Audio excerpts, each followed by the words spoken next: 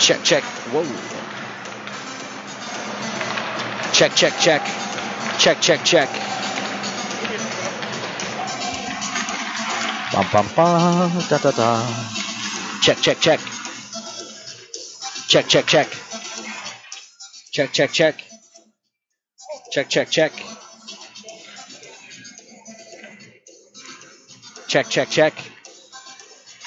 Check, check, check.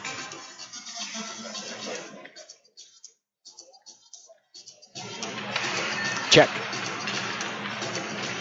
Check, check, check. Check, check, check, check, check. Check.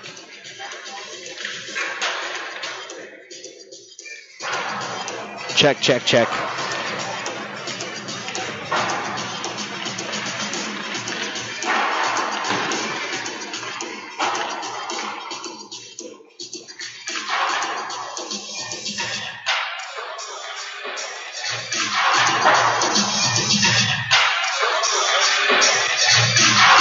Check. Check. Check. Check, check, check, check. Check, check, check, check. Check, check, check, check. Check, check, check, check. Check, check, check. Check, check, check, check. Check, check, check, check. Check, check, check, check. Check. Check, check. There we go. That was sound good. Oh.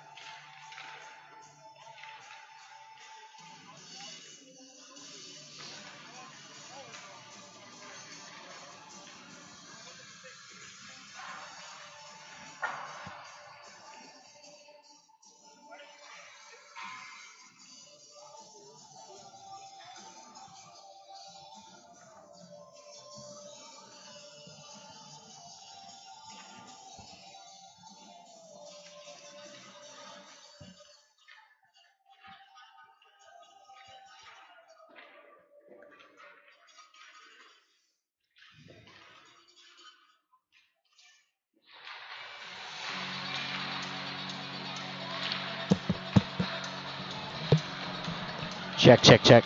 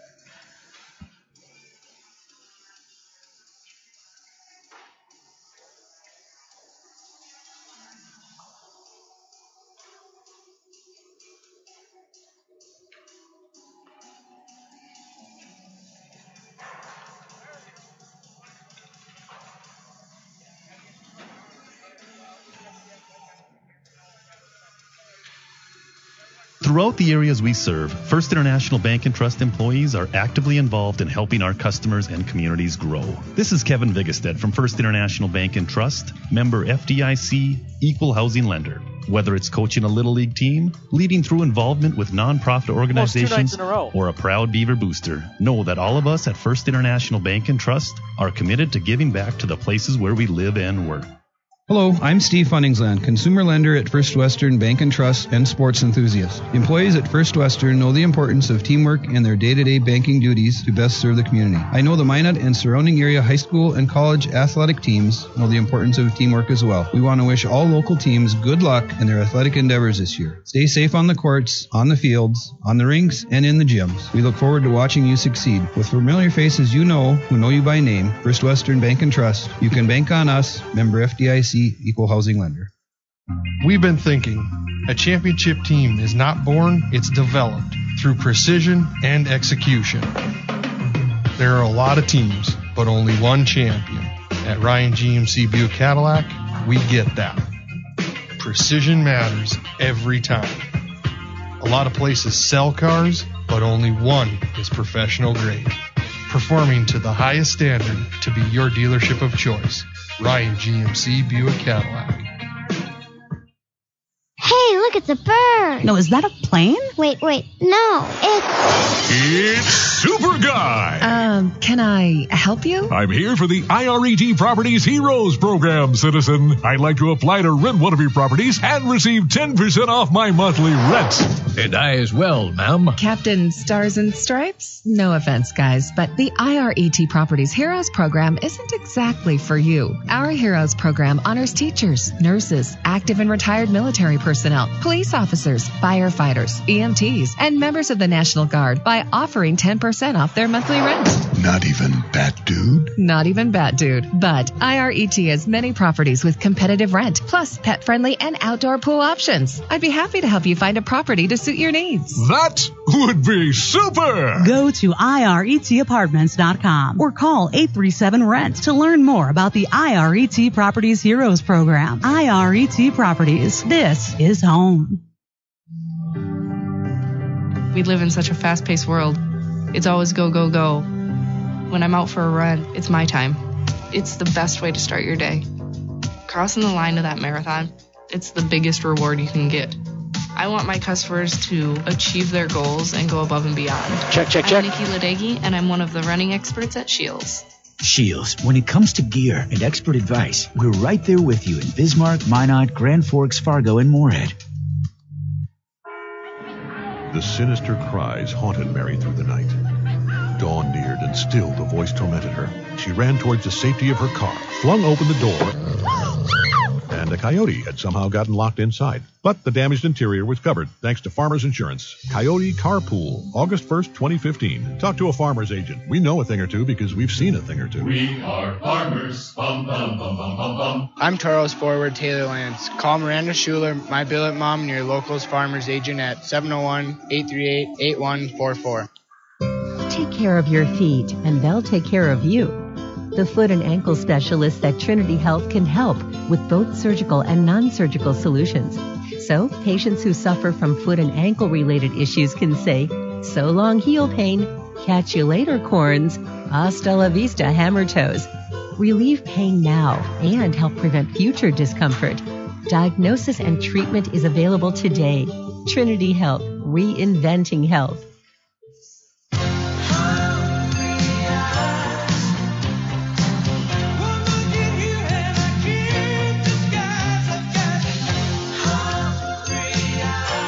Applebee's 2 for $20. Now that's eating good in the neighborhood. Captain's Cove Seafood Restaurant invites you in for your favorite seafood as well as steak, chicken, and lots of great burgers and sandwiches. The Cove has fish and chips, crab, shrimp, and all-you-can-eat meals. Captain's Cove, where fishing is made easy. 1735 South Broadway in Minot.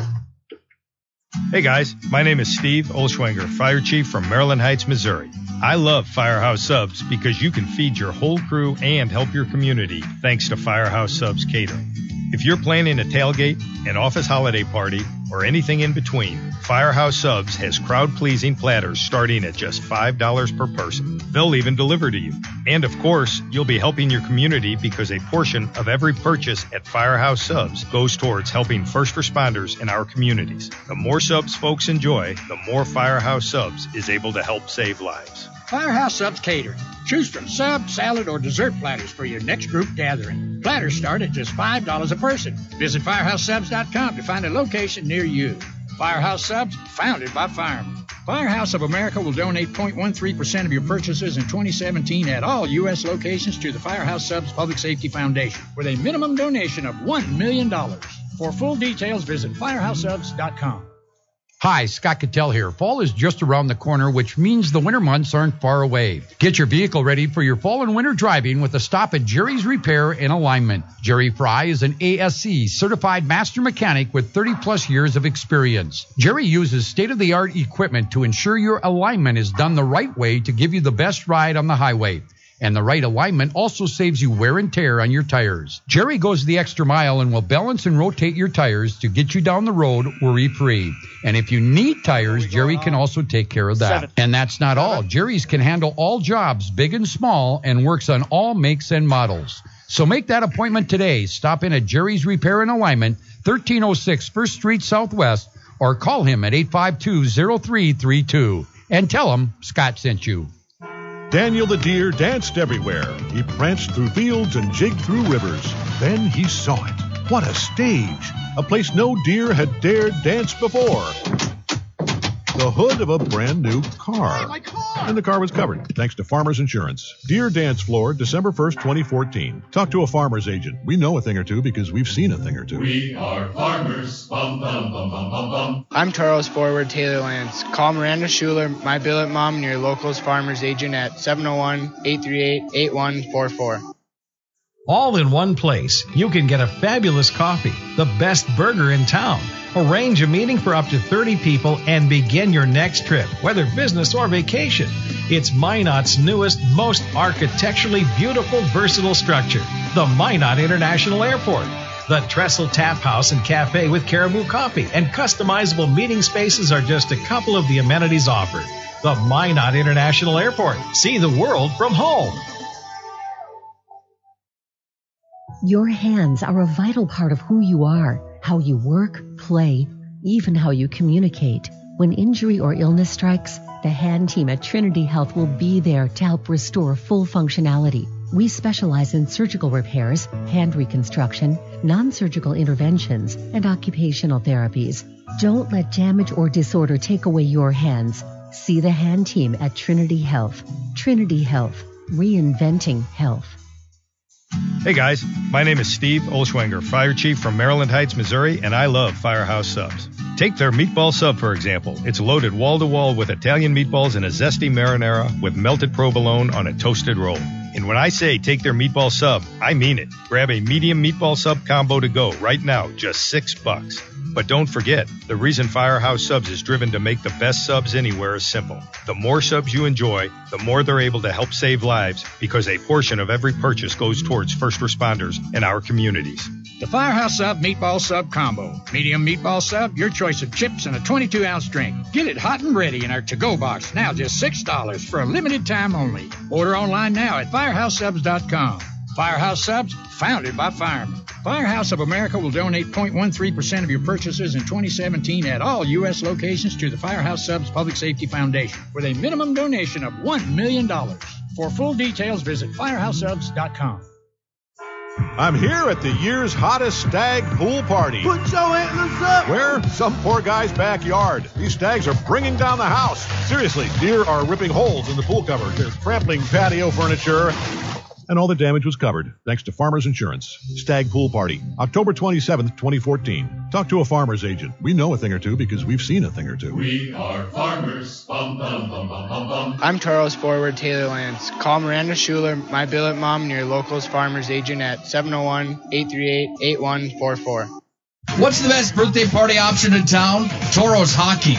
You supply the birthday boy or girl, and the Toros do the rest. Designated party areas and all sorts of perks to make your birthday kid feel special on his or her special day. Kids, it's up to you. Tell your parents or guardian that you want to celebrate your birthday with Tank and the Toros. For more information, call 701-852-0101 or visit MinotaurosHockey.com. Toros Hockey, making your birthday special. Join the charge.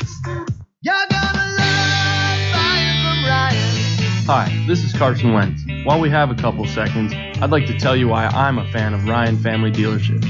They know the only way to win someone's respect, to earn their business, is by meeting and exceeding their expectations. That's why I buy my vehicles here. Whether it's sales, parts, or service, you can be sure they'll go the extra mile for you. Take it from me, you're going to love buying from Ryan.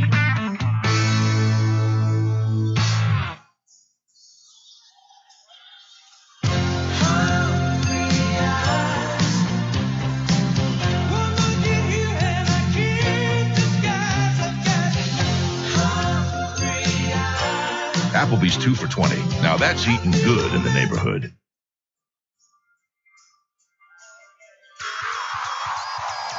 It's time for Minotauros Hockey on the Toros Network, AM 1390 KRRZ and HockeyTV.com.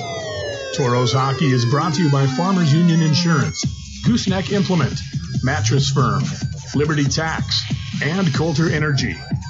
Now let's go live to the Farmers Union Insurance pregame show with Ken Oda and Brad Burrud. Hello and welcome inside the VFW Sports Center here in Bismarck, North Dakota. You've got the Minotauros Network, AM 1390 KRRZ, HockeyTV.com, and GoToros.com/listen live. As the big voice said, I'm Ken Oda. Alongside me is Brad Burrud. And Brad, Toros going for a 3-game sweep over the hated Bismarck Bobcats. That's just fun to say. Yeah, it is. You know, we're fortunate to do that last year at this time, and it'd be nice to end the year up with 3 straight against Bismarck and a critical 2 more points that are on the line tonight. If the Toros do, we create a 4-point spread with Bismarck in the standings, and if Bismarck gets away with 2 points tonight and we get away with 0, we're back to tied. Exactly, and thinking long term as well for long-time Toro fans back in Minot. You think of how bad the first couple of years of this series were to the Toros. Well, we'll win tonight. The Toros are suddenly 35-and-10 all-time against the Bobcats, which just maybe 3 years ago seemed unfathomable. That's a huge accomplishment because I think in year one we were able to get 1 of the 12 games in the books as a win for the Toros, and I believe it was 3 the second year. So to draw even, it's pretty amazing that we've been able to come back. So the last 2 years have been good to the Toros against the Bobcats, and we hope that continues tonight. You mentioned how tight the standings are. Let's take a look at the Central Division. Up top is Aberdeen, 36 points. They're off tonight. Minnesota Wilderness are in second with 35 points. They are playing this evening against the Minnesota Magicians. Then it's the Austin Bruins, 33 points, who are off. After that, thus the Toros with 32. So win tonight, and we jump Austin in the standings, and the Toros will have gone from last place to 3rd place this weekend. Yeah, that's a product of just how tight this Central Division is. Bismarck in 5th and Brookings in 6th, both with 30 points. The tiebreaker is win percent. Actually, they've got the exact same record, so they're both tied for 5th, I guess. We go to head-to-head then. Yeah, and I don't know their head-to-head, to be honest. But really, you look at, as you mentioned, how tight this division is, but looking ahead for the Toros now, they're in a playoff spot. You keep winning. It doesn't matter what the teams behind you are doing. And really a chance, the 2 teams ahead of the Toros, we can jump Austin tonight, and then we play them next weekend, so we can really start to separate there. Create a spread. And then the next weekend after that, we play the Wilderness, who are currently 3 points ahead of us. So you have that chance. Win tonight, you're only 1 point behind the Wilderness. The Wilderness play Cooley, who's in last place in the Midwest. So realistically, you can expect them to probably get at least 3 points. So the Toros, a good run here, suddenly go on a win streak, and you can start to separate yourself, not just from the teams that are behind us in the standings, but you can leapfrog a couple teams and start to pull away from them as well. It's crazy to think that in 1 week you're in last place in the division, and 3 weeks later you could be in home ice advantage in the playoffs. This also is mathematically the midway point of the season. Tonight is game 30 of 60. Brad, overall, your impressions of this club through 30 games? 30 games. Well, 29 games thus far, I guess. It's kind of been a tale of 3 seasons in a way. I thought when we started off at the showcase, I thought things were okay, and we had a couple slides. I remember a low point as being the Aberdeen series right prior to going to Alaska. Swept at home, including a 7-1 loss. Yeah, and it just didn't look like things were on track at all. And out in Alaska, we salvaged a split with Alaska teams, which is not bad by any means. No, Kenai's not the punching bag they've been, and Fairbanks is always a fantastic hockey team. And we came back home, and we've kind of rolled off some wins here. We've got, in the last 10 games, we've got 6 wins and in regulation. Only lost 1 game of the last 10 in regulation, and we put together a pretty good string with the Christmas break in there and stuff. It's been quite a good month for the Toros. Catch fans up on some of the storylines. 3 college commitments in the last month. Started with Grant Loven committing to Northern Michigan. Kobe Enns then to Nebraska Omaha, and just on Christmas Eve, Alex Adams to Bemidji State. Some names near the top of the standings as well. Miroslav Mucha is only a point off the league lead, and he leads the entire league with 21 goals. He's got 2 more than the next guy. And then Grant Loven, with a good night last night, has jumped from 17th to 11th in the points race, and he's second in the league in assists. So some good offense coming from the top of the roster. Now we're starting to see that depth scoring. It's been a different guy every weekend, it seems, but Fritz Belisle jumped in. He got 1 last night. We've seen Ryan Green had a couple in a game just before the break. So, as the rookies start to gain their footing, and now the veterans are at the top of the standings, the Toros are primed for a good, strong second half. Yeah, we've actually, it's been fun to watch that second and third lines come together with the additions of guys like Riker Cole and Kanga stepping up into a really nice spot there. And we've added some depth, and I think when you add depth, you add wins, and I think that's what we've seen of late. Also, you look at the goaltending, which has been up and down all season, to say the least. Suddenly, a couple of good games coming out of the Christmas break, and Samuel Lankala has a .905 save percentage. Jack Robel, a 906. Suddenly, our goaltending starting to come back to respectable numbers as well. Yeah, and that's a good sign, because I think goaltending equals wins usually, and a team has a tendency to follow, how if you're getting good goaltending, you're going to be in games, and that's all you can ask for from your goaltender. We're going to take a short break here and be back with Marty Murray, who we spoke to before this game, after a quick break here on the Minotauros Network.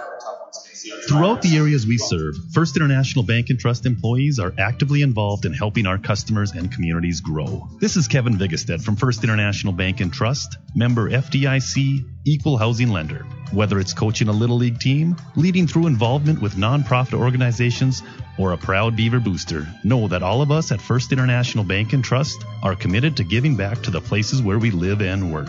Hello, I'm Steve Funningsland, consumer lender at First Western Bank and Trust and sports enthusiast. The employees at First Western know the importance of teamwork in their day-to-day banking duties to best serve the community. I know the Minot and surrounding area high school and college athletic teams know the importance of teamwork as well. We want to wish all local teams good luck in their athletic endeavors this year. Stay safe on the courts, on the fields, on the rinks, and in the gyms. We look forward to watching you succeed. With familiar faces you know, who know you by name, First Western Bank and Trust, you can bank on us, member FDIC, equal housing lender.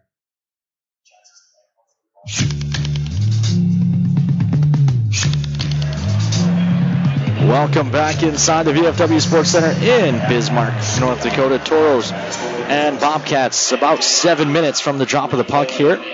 As I mentioned before the break, had a chance to sit down with Toros head coach Marty Murray. We'll let you give that a listen now. Here with head coach Marty Murray. Marty, chance to take 6 points on the weekend tonight. How big is this one? Well, it's huge. I think it's a pretty big weekend set, and they certainly aren't going to want to drop all 3. And we're in a position to sweep here, so it's a big game. It's going to be probably a hostile environment. They always have a good fan base here on New Year's Eve, so it should be a fun game. Things seem to click after the Alaska trip. You come back, have a couple of good weekends, and now in December only one regulation loss. What is it about getting the group of guys up to Alaska that's had them come together? It's hard to say. I think that, it's probably a combination of getting to know each other a little better. They spend an awful lot of time together up there, and at the same time, as the season's progressing, they're spending more days in our league and understanding what it takes to be a junior hockey player. So I think it's a combination of both. I think with the timing of, we've been up there twice. The timing was pretty good both times. I think it was a good team building experience for our guys. You mentioned guys starting to learn the league as well. A very rookie-heavy team coming into the season. But for the most part, it seems like guys are starting to find their roles. You see guys like Fritz pop one in last night.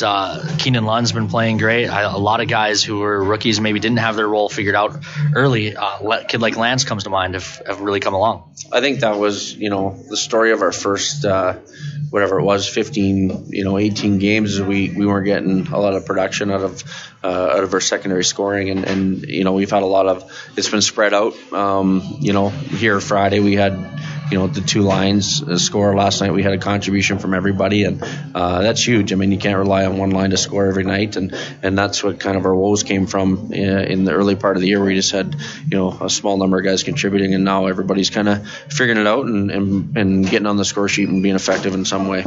Speaking of young guys, we've hit that part of the season where you start to get a glimpse of the future with AP players coming in. Brian Adams drew in last night, looked pretty good, and now the Grabco kid's starting in net.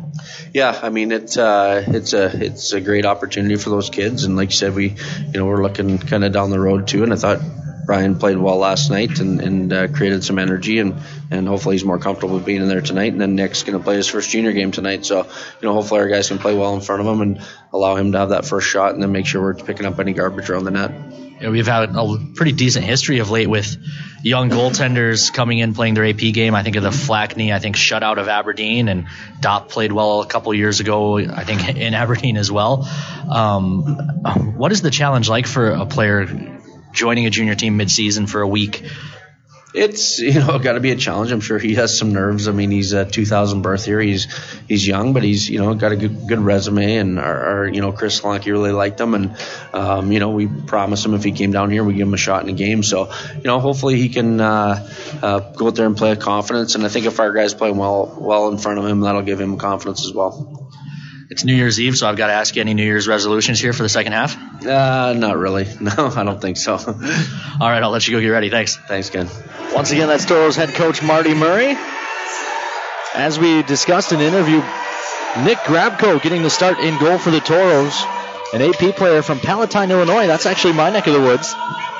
But 12 games played for the Chicago Fury, a .255 goals against average and a .920 save percentage. And Brad, are you a little shocked at all that Ryan Ullin getting the call in net for the Bobcats? Not really. I thought Roberts had rebounded after a really, really tough first period last night, and I think if you watch Bismarck, it's kind of whoever wins, you stay in. If you lose, you're out. So I guess I'm not totally shocked with them going back to Ullin tonight. Ullin on the season has respectable numbers of .282 goals against average and .906 save percentage to go 8-8-2 on the year. But against the Toros, Ullin is 1-2-2 with a .362 goals against average and an .877 save percentage. So the Toros have absolutely lit him up. Hopefully that continues. Yeah. That'll do it for the Farmers Union Insurance pregame show. When we come back, we'll have the drop of the puck here on the Minotauros Network. We've been thinking, a championship team is not born, it's developed through precision and execution. There are a lot of teams, but only one champion. At Ryan GMC Buick Cadillac, we get that. Precision matters every time. A lot of places sell cars, but only one is professional grade. Performing to the highest standard to be your dealership of choice. Ryan GMC Buick Cadillac. Hey, look, it's a bird. No, is that a plane? Wait, no, It's Super Guy. Can I help you? I'm here for the IRET Properties Heroes Program, citizen. I'd like to apply to rent one of your properties and receive 10% off my monthly rent. And I as well, ma'am. Captain Stars and Stripes? No offense, guys, but the IRET Properties Heroes Program isn't exactly for you. Our Heroes Program honors teachers, nurses, active and retired military personnel, police officers, firefighters, EMTs, and members of the National Guard by offering 10% off their monthly rent. Not even Bat Dude? Not even Bat Dude. But IRET has many properties with competitive rent, plus pet-friendly and outdoor pool options. I'd be happy to help you find a property to suit your needs. That would be super! Go to IRETapartments.com or call 837-RENT to learn more about the IRET Properties Heroes Program. IRET Properties. This is home. We live in such a fast-paced world. It's always go, go, go. When I'm out for a run, it's my time. It's the best way to start your day. Crossing the line to that marathon, it's the biggest reward you can get. I want my customers to achieve their goals and go above and beyond. I'm Nikki Ladegi, and I'm one of the running experts at Shields. Shields, when it comes to gear and expert advice, we're right there with you in Bismarck, Minot, Grand Forks, Fargo, and Moorhead. The sinister cries haunted Mary through the night. Dawn neared, and still the voice tormented her. She ran towards the safety of her car, flung open the door, and a coyote had somehow gotten locked inside. But the damaged interior was covered thanks to Farmers Insurance. Coyote Carpool, August 1st, 2015. Talk to a farmer's agent. We know a thing or two because we've seen a thing or two. We are farmers. Bum, bum, bum, bum, bum, bum. I'm Toros forward Taylor Lance. Call Miranda Schuler, my billet mom, and your locals farmer's agent at 701-838-8144. Take care of your feet, and they'll take care of you. The foot and ankle specialists at Trinity Health can help with both surgical and non-surgical solutions. So, patients who suffer from foot and ankle related issues can say, so long heel pain, catch you later corns, hasta la vista hammer toes. Relieve pain now and help prevent future discomfort. Diagnosis and treatment is available today. Trinity Health, reinventing health.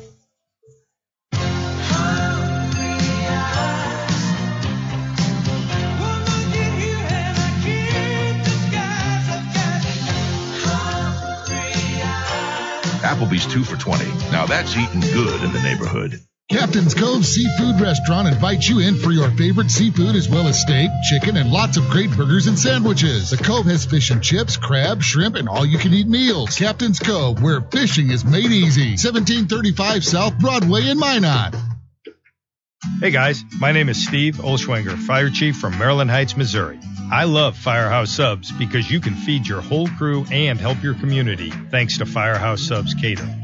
If you're planning a tailgate, an office holiday party, or anything in between, Firehouse Subs has crowd-pleasing platters starting at just $5 per person. They'll even deliver to you. And of course, you'll be helping your community because a portion of every purchase at Firehouse Subs goes towards helping first responders in our communities. The more subs folks enjoy, the more Firehouse Subs is able to help save lives. Firehouse Subs Catering. Choose from sub, salad, or dessert platters for your next group gathering. Platters start at just $5 a person. Visit FirehouseSubs.com to find a location near you. Firehouse Subs, founded by firemen. Firehouse of America will donate 0.13% of your purchases in 2017 at all U.S. locations to the Firehouse Subs Public Safety Foundation with a minimum donation of $1 million. For full details, visit FirehouseSubs.com. Hi, Scott Cattell here. Fall is just around the corner, which means the winter months aren't far away. Get your vehicle ready for your fall and winter driving with a stop at Jerry's Repair and Alignment. Jerry Fry is an ASC certified master mechanic with 30-plus years of experience. Jerry uses state-of-the-art equipment to ensure your alignment is done the right way to give you the best ride on the highway. And the right alignment also saves you wear and tear on your tires. Jerry goes the extra mile and will balance and rotate your tires to get you down the road worry-free. And if you need tires, Jerry can also take care of that. And that's not all. Jerry's can handle all jobs, big and small, and works on all makes and models. So make that appointment today. Stop in at Jerry's Repair and Alignment, 1306 1st Street Southwest, or call him at 852-0332. And tell him Scott sent you. Daniel the deer danced everywhere. He pranced through fields and jigged through rivers. Then he saw it. What a stage! A place no deer had dared dance before. The hood of a brand new car. And the car was covered, thanks to Farmers Insurance. Deer Dance Floor, December 1st, 2014. Talk to a Farmer's agent. We know a thing or two because we've seen a thing or two. We are farmers. Bum, bum, bum, bum, bum, bum. I'm Toros forward Taylor Lance. Call Miranda Schuler, my billet mom, and your locals farmers agent at 701-838-8144. All in one place, you can get a fabulous coffee, the best burger in town. Arrange a meeting for up to 30 people and begin your next trip, whether business or vacation. It's Minot's newest, most architecturally beautiful, versatile structure, the Minot International Airport. The Trestle Tap House and Cafe with Caribou Coffee and customizable meeting spaces are just a couple of the amenities offered. The Minot International Airport. See the world from home. Your hands are a vital part of who you are, how you work, play, even how you communicate. When injury or illness strikes, the hand team at Trinity Health will be there to help restore full functionality. We specialize in surgical repairs, hand reconstruction, non-surgical interventions, and occupational therapies. Don't let damage or disorder take away your hands. See the hand team at Trinity Health. Trinity Health, reinventing health. I'm here at the year's hottest stag pool party. Put your antlers up! Where? Some poor guy's backyard. These stags are bringing down the house. Seriously, deer are ripping holes in the pool cover. They're trampling patio furniture. And all the damage was covered, thanks to Farmers Insurance. Stag Pool Party, October 27th, 2014. Talk to a farmer's agent. We know a thing or two because we've seen a thing or two. We are farmers. Bum, bum, bum, bum, bum, bum. I'm Toros forward Taylor Lance. Call Miranda Schuler, my billet mom, and your locals farmers agent at 701-838-8144. What's the best birthday party option in town? Toros Hockey. You supply the birthday boy or girl, and the Toros do the rest. Designated party areas and all sorts of perks to make your birthday kid feel special on his or her special day. Kids, it's up to you. Tell your parents or guardian that you want to celebrate your birthday with Tank and the Toros. For more information, call 701-852-0101 or visit MinotaurosHockey.com. Toros Hockey, making your birthday special. Join the charge.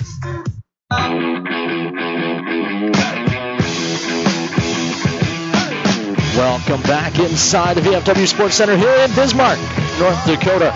You've got the Minotauros Network, 1390 KRRZ-AM in the Magic City, HockeyTV.com, and GoToros.com/listen live.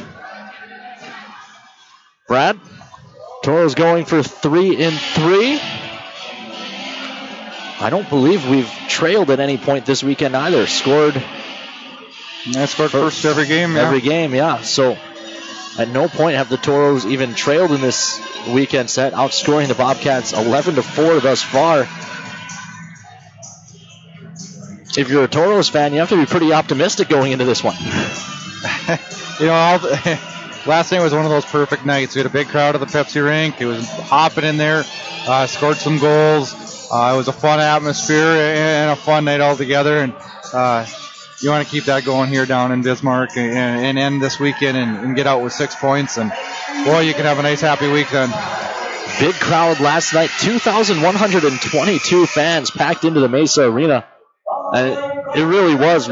Toros scored early and often, posting 6 on the night. But those 3 in the first period had the building absolutely rocking. Yeah, the whole night. And then adding a couple right at the end was sure fun. And everyone got their free wings. And that's always a bonus there, too. And it was just a good night altogether. We couldn't hear it where we were, but I guess talking to the coaching staff late in the third, after the Toros got the 4th one, the fans behind the Toro bench were chanting, "We want wings." Really? That's good to hear, though, because then they at least know the promotion. And the promotion's working. And so if you're Buffalo Wings and Rings, well, what could you ask for more than that when people know about your promotions? And that's the whole object for them, too.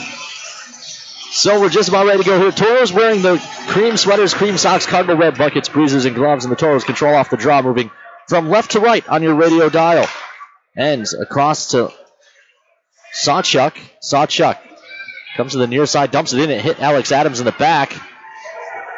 And that'll start the Bobcats the other way. Good recovery by Colby Enns, and the puck pops up and out of play. Speaking of Colby Enns, he's been a Bobcat killer this year. 7 points in 7 games, including 3 goals and plus 11. Almost half of his points in the season have come against the Bobcats. Just too shy of that. Yeah, 3 of 7 goals is against the Bobcats. That's pretty impressive. Including 2 last night. I asked him about that goal late in the third with about 2 minutes left, and he said he wasn't actually shooting on net. He was just flipping it deep because it was so late in the game. Just wanted to make sure that the Bobcats didn't go the other way. There's a big collision, and Loven lost a glove. Good keep of the point by Earn. Tries a shot. Save made by Ullin. Rebound given to the far side. Rosenbaum punches it down the wall. Toro's not credited with a shot on goal for that save. Funny how that works. Now they put it up. Just a slow trigger finger. Quite the haze still in the rink, isn't there, Ken? Near corner they battle. Earn down the wall, did well to keep it. Plays it down low, but the Bobcats take it, and it's O'Connor who chips it up off the glass. Marty and Rosenbaum in a race. Rosenbaum wins it and then plays the puck off to the far side. Marty takes him into the wall. Earn's there in support, chips it glass and out. It lays free at the red line. Sam Foose had to wait for everyone to get in the bench to avoid the too many men penalty. Rosenbaum gives to Foose. Foose right back up the middle, tries the far side. His pass got tipped, but it got through to Kangas anyways. Kangas lost the handle. It rolls down into the corner. They'll battle in behind the Bobcat net. Cole tries to work it to the front for Dollimer. This line had a good night last night as well. Far side. Kimball couldn't quite get there to keep it. He'll slide it down low, but the Toros have to touch up as the Bobcats goaltender Ullin out of his net to play. He leaves it in behind for Van Sant. 18-10 left to go in period number 1. Still no score. Still awaiting the first test of Nick Grabko. He'll come out and touch this one. It's in behind the Toro net. He left it there. Turnover thrown in front. The pass missed Grant Johnson. Otherwise, Grant had a wide open cage. Big hit on the far side. Lance carries ahead anyways. Into the zone, Taylor Lance. He's got Cole going back door. Pass was behind him. Cole finds the carom off the far wall, but the Bobcats tie him up and take it away. Cooper Haar gains the red line, chips it deep. On it first is Pollock. No, Colby Enns walls him off. That allows Sawchuk to gather. Sawchuk banks ahead. Long pass finds Talbot. Talbot in behind the defense, trying to cut across and tuck it. Doesn't go. Foul tries the post, and then it's in. Lance. Taylor Lance. Boy, Talbot made a good, strong move to the front of the net. Ullin made the save. A rebound came right out in the slot, and Adams fires a shot off the post, and Lance followed that one with the third try as a charm, and it goes in over a sprawled out Ullin. Well, that'll certainly help settle down the Toros' young AP goaltender. Toros score before he has to make a save. Well, playing with the lead, that sure helps getting a quick one here. And Nolan Sawchuk just went and said something to young Nick Grabko. For Lance, that is his second of the season, giving him 10 points as well. Long shot coming. Save made by Grabko through traffic. Stacho plays in behind and ties up a pair of Bobcats, and the puck rolls free to the far corner. Picked up there by Brian Adams. He chips ahead. No relation to Toros captain Alex Adams. I did get that message last night. Didn't see it till after the game. Earn plays across to the far side. Pavel. Talbot was going for a change, so he didn't play the pass, and it's dumped back into the Toro zone. Lincoln Earn will retreat and retrieve. Earn guides it across the far side. Pavel plays the body. They tie up there. Back on it is Rosenbaum. Comes back across to the near side. Earn looks up the middle. That pass hits Olsen in the skate. Follow-up try by Earn. Finds Belial. Belial touches ahead for Pavel. Didn't get there. Bank to the near side. Tremblay gains the line. Wines fires. That one goes up and over. It'll ride the rail to the far point where it's kept in. Long shot blocked by Pavel. It'll carry him all the way back to the Bobcat blue line. Cats control. Played ahead along the near side. This one will roll on net. Flip to the near wall by Grabko. Orman finds it. Looks to wrap around. Shut down on the far side and now carried ahead by Mucha. His pass for Belial ends up in his skates. Now the Bobcats take back over. Vesio from his own zone plays ahead. Carried in by Murrin. Murrin looks across. Loven was there. His pass for Mucha. Mucha went knee to knee with Gallagher. Slowly hobbles back to the bench. Hopefully Miro okay. Foose, meanwhile, holds back in his own zone. The league's leading scorer waves off the trainer. That's a good sign. Meanwhile, Foose leaves it in behind the net for Kimball. Spencer Kimball looks ahead for Loven. Loven carries over the red line, and now he'll chip it deep. Alex Adams will look to chase it down in the near corner, but it's stopped by Ullin before it gets there. Collision and battle in behind the Bobcat net. The puck squirts free to the near side. Marty chips ahead for Colby Enns. Enns flips it back into the zone, but it's gloved down by O'Connor. He plays ahead dangerously close to too many men as Riker Cole came on for Alex Adams. I think the Toros may have gotten away with one there, Brad. Meanwhile, a stretch pass has Marty in behind the defense. Colby Enns shot. I think Grabko got a piece, or did he just miss that high? I think he just missed it high. Meanwhile, that is offside, and we have a whistle. That'll give us a chance. I'm surprised that he was able to sneak in behind ends. They were trading cross checks, and next thing you know, he gets sprung on a breakaway. The whistle gives us a chance to check the Twitter feed. Several fans checking in. We are interactive on the Minotauros Network. Tweet at the team at Minotauros Hockey, Minotaurohockey.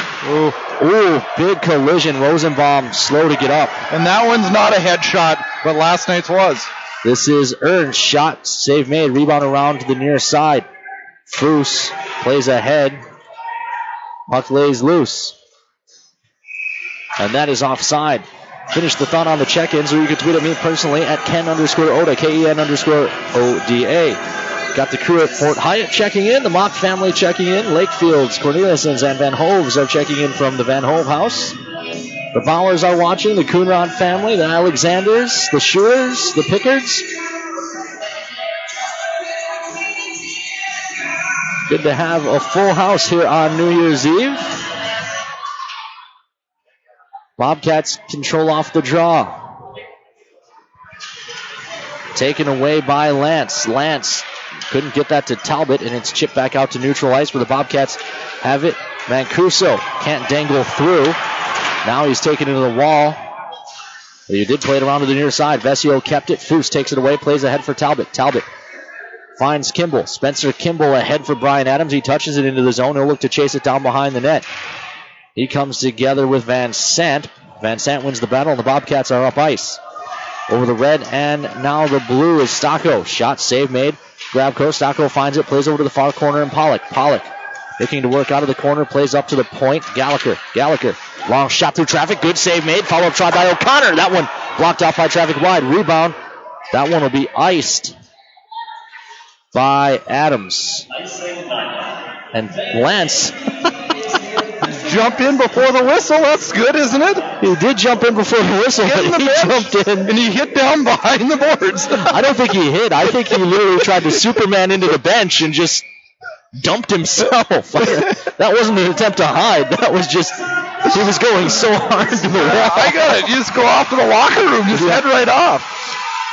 Anyways, Toros control off the draw. Brian Adams plays ahead, but not out. It's kept to the point. Long shot blocked in front. Kimball had it in his skates. He banks ahead. O'Connor keeps it at the point. It comes back down to Kimball. Lance there as well. Played around to the far side. Foose battling with Tremblay. They dig on the far side half wall. Borman. Tremblay steps in as well. Puck squirts in behind the net. Spencer Kimball. He plays to Talbot. Talbot tries to glove down to the stick. Borman has it instead. Olsen gathers. Lance tries to chip and go. It doesn't work. Centering feed. Good tie up from behind. Reisinen with a good stick. Otherwise, Olsen would have had a tap in.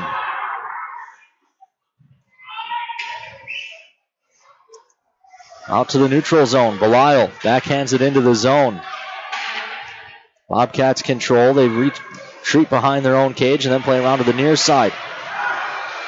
Okay, I want to see what they're going to call on this. They're taking the Bobcat player for a cross check. Both guys are giving it to each other. Gallagher will go. The Robles are watching from Minnesota. The Sawchucks from Winnipeg. The Koopman crew from Minot. The Meckleys and Minot as well, I should say. And Austin Koss checking in from California. Austin, Hope you're doing better. Hope to see you back in Minot soon. For fans who missed the last game before the Christmas break, Austin got hit with a pretty dirty hit down in Aberdeen. And will be out of the lineup for a few weeks here. Bobcats control off the draw and send it down. Toros are on the power play. Toros went 1 for 2 on the power play last night, clicking along at a 20.4 rate in the season. Touched into the zone by Loven for Adams, and that was offside, apparently.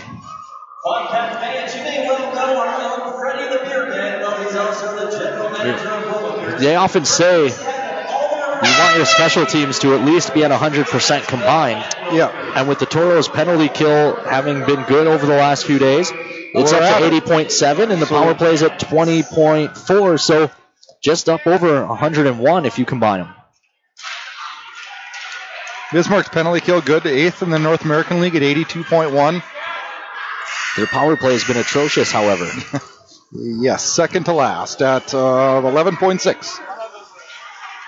Carried ahead by Sawchuk. The circle's in his own zone, plays to the near side. And Foose had to drop it back to him. Toros will try again.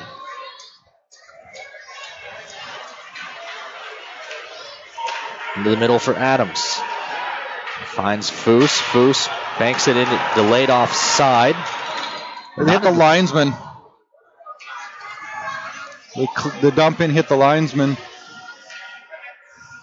So the Toros will try again, heading up ice. Colby ends.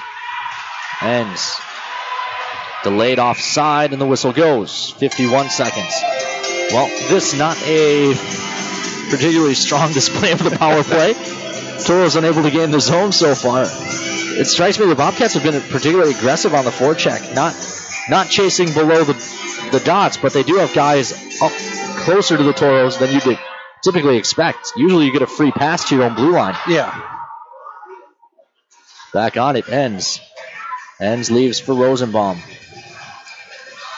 Rosenbaum comes to the near side, and Dahlemer. Dahlemer rolls it into the zone for Kangas. Kangas gets hit hard. Another collision along the near side wall. They work it back to Rosenbaum. Rosenbaum kept it down the wall. Rosenbaum tries a shot. That's blocked wide.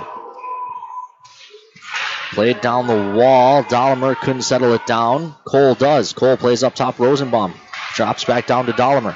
Dahlemer looks up top. Ends tries a shot. Save made through traffic, and the rebound is cleared by Marty. And the Cats just 11 seconds left on the power play. Good to see Rosenbaum back out there after that big hit.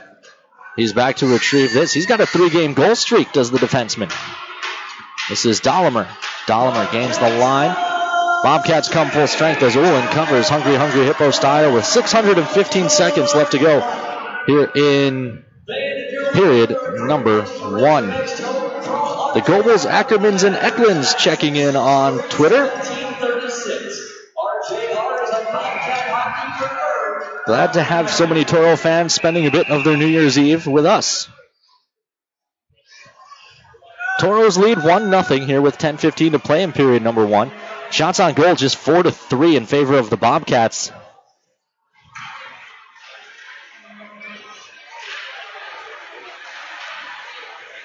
Far side, Talbot gives chase. He ties up Van Sant. They dig along that wall. Olsen's there as well. Lance leaning on him. It's played up the wall. The Bobcats. Millen has it.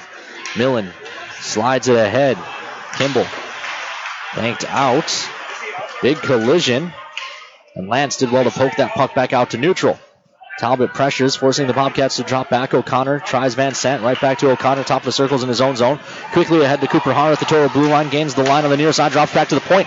And the stick exploded. It's not a two-piece. It looked like a two-piece the way that blade ripped off. Went into the rafters. What are they saying here? Oh, icing. So icing on the Bobcats, but that was... It's been a long time since I've seen a stick explode like that, especially a one-piece. It went up into the rafters. 9:33 left to go in period number 1. Draw is to the left of Ulin. Pavel line out in front of Sawchuk and Ends for Marty Murray and the Toros. This is Belisle. Belisle leaves on the far side. Pavel and Belisle are there. The puck's taken away. Grant Johnson lost the handle at the red line. Sawchuk pokes at it. Bobcats do gain the line, however. Millen forced to turn by Pavel, and he turns it over. 3-on-2 for the Toros if they hurry. Rysonen's the trigger man, gains the line, looks across. Looking back across was Pavel, and the pass was blocked, and now it's an odd man rush the other way. Grant Johnson, that was offside, and the whistle goes. Grant Johnson mishandled about 2 feet before the blue line, and that led to the Bobcats being unable to gain the zone. Well, that's a good break for the Toros to catch there as the Bobcats had speed through the neutral zone. Last night during the second period, we kind of got into about a 3-minute span where it was run and gun, 3-on-1s, 3-on-2s, back and forth, and boy, it made for exciting hockey, but I'm sure it was driving the coaching staffs crazy. Ryan Adams credited with the assist on Lance's goal. Nolan Sawchuk the other assist. That can't be right. Talbot has to have one of the 2 assists. I would think so. This is carried ahead. Loven in behind. Adams is there as well. Loven trying to come out from behind the net. Now we'll bank back to the point and Earn. Earn looks across. One-timer by Rosenbaum is blocked. Adams at the side of the net couldn't pull the trigger. Earn activates to keep it alive. Adams leaves it along the wall. Loven chases after. He'll dig down low in the near side corner. They continue to dig. Muha's there as well, but it's the Bobcats who come out with it. Rosenbaum will take it away at the far wall and slide it back in behind. Loven looks up top. Adams touches for Rosenbaum. Rosenbaum, his shot's blocked. It lays free. Earn pinches down, keeps it. Shot save made. Rebounding behind. Thrown along the far side. Rosenbaum couldn't get there. Toros trying to catch the Cats in the change. Rosenbaum in, tries a shot. Save made. Rebound, hacked at. And the whistle goes. And now the Cats take exception to that late whack. Borman just comes in and cross-checks. Oh, he's got to go for that one now. That one. There was no penalty being called on a Minot player until he came and gave him a run. So the Toros should go to the power play. So Rosenbaum's going to get a penalty for getting hit. Pretty standard.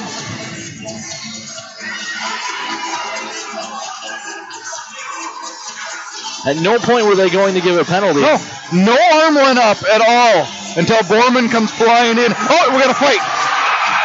Murn and Cole. Cole won't take his gloves off. Murn dropped his gloves. Murn should be gone. Actually, I think one glove each, it looks like. One of those is one of ours.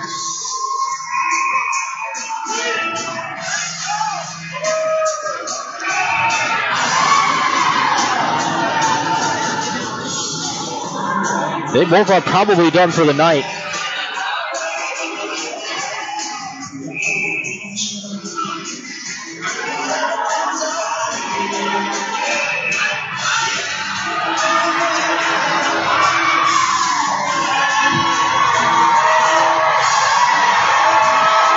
Well,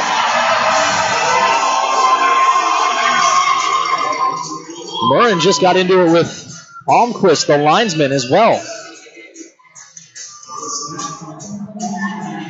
Look at that. Murray should get suspended for that. Push the linesman. I don't know. In the National Hockey League, that's 5 games. Yeah.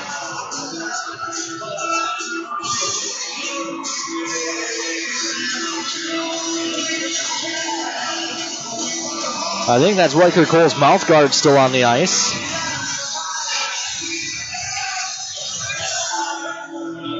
I had a feeling Murren's lucky that Riker didn't get free there because I don't think I'd want to fight Riker Cole. No. We've seen a lot of tough guys come through this league. He's definitely on the list of guys I would not want to go with. And he's not a big body either. No, but he can maneuver on that. Some guys just have that little bit of crazy in them. And Riker's got it. I'm interested to see what happens here. Last night. The Toros should get a power play out of this. They should. I don't know if they will. There was never going to be a penalty on Rosenbaum. No. The puck was free, whistle wasn't blowing. He sticks the stick in there, then Borman comes flying in and takes him out. So if you're going to take them, they should both get a roughing. And Borman was the second guy. I have no problem with the first guy coming over to give Rosenbaum a little shoulder for taking that. I expect that. Yes. I expect that. But he keeps you make flying in with you make that poke check, you expect to get a little shoulder. Yep. And the first guy did give him a shoulder, and I'm good with that. That was fine. No penalty either way. Borman comes flying in, so he should get an extra 2. Yeah, the Superman cross check.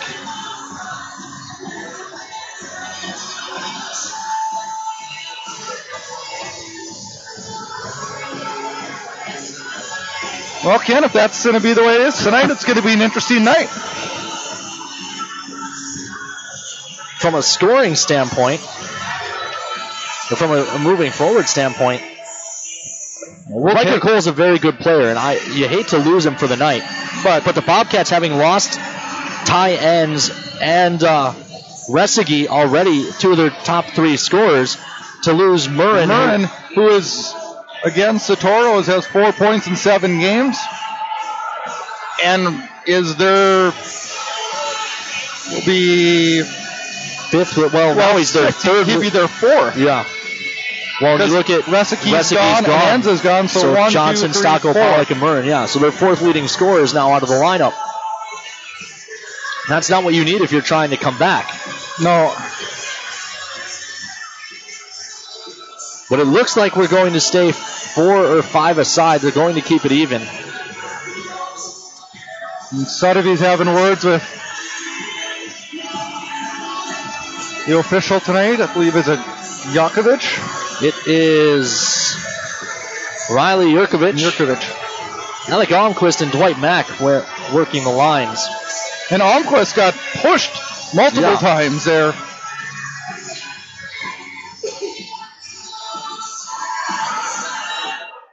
It'll be interesting to see what comes out of this. We'll see if we can pick up the announcement. Coach Murray is upset here.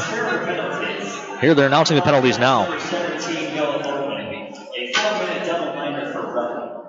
Also on the Bobcats, number 8, Nathan Murren, a game misconduct for continuing altercation. So Murren gets a continuing altercation, misconduct. Rosenbaum and Borman each get double minors. Riker Cole, a game misconduct for continuing altercation, as well as a game misconduct for removing his helmet. So Rosenbaum and Borman each get double minors for roughing.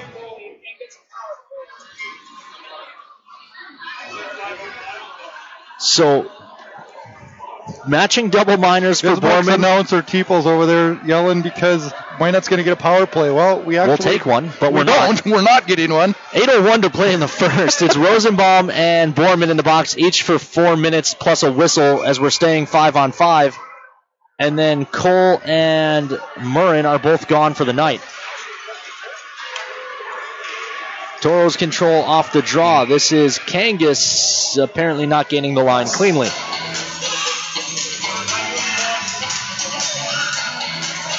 .756 to play in period number 1. Toros lead 1-0 on Taylor Lance's second of the season.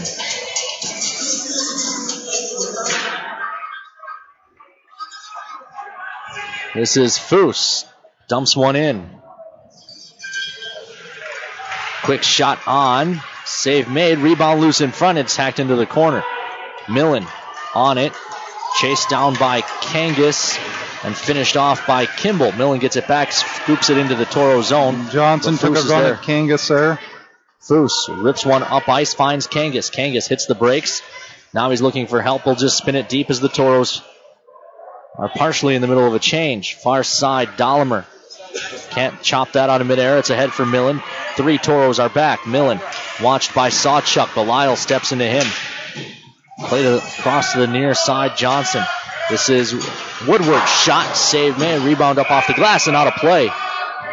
No, you look at a guy like Fritz Belial. Boy, he's had a lot more jump in his step this weekend and a little grit behind him. He's got a little edge. Yeah. And I like that. The hit by Belial last night that got called for a penalty was less than what happened to Rosenbaum here, because Rosenbaum actually got hit in the head.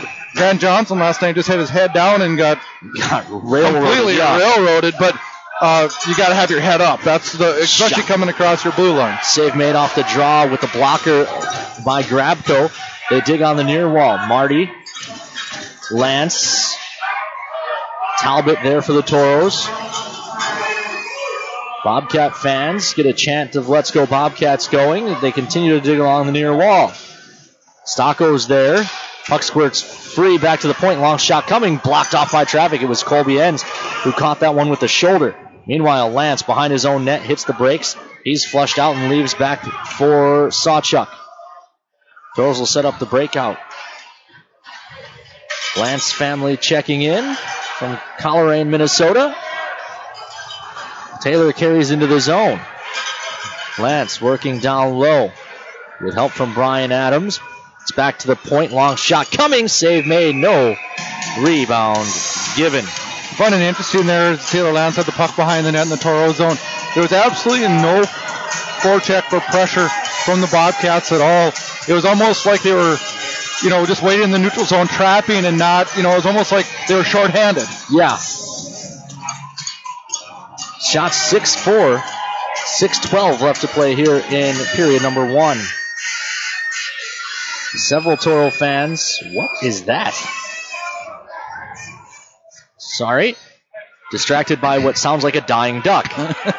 This is carried ahead along the near side. Pollock. I thought it was our headsets at first. The centering feed hits a skate and carries to the far corner. Har plays it back up top. Long shot through traffic. Blocked by Belisle. Could have a 4-on-2 if they hurry.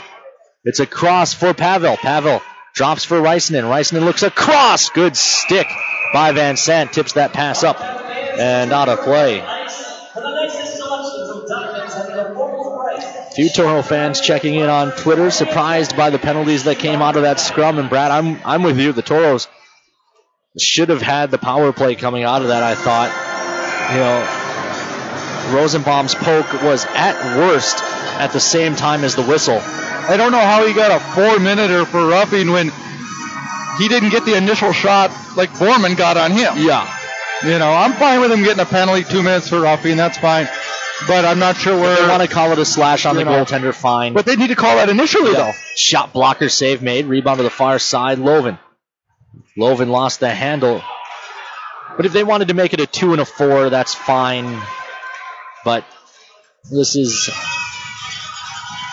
equal 2 minutes. There's no way the actions of those two players were equal. Good hit by Adams. Frees it up, but it's poked off Loven's stick, and Sawchuk will have to retreat and retrieve. Sawchuk will get called for slashing because Grant Johnson can't hold on to his stick.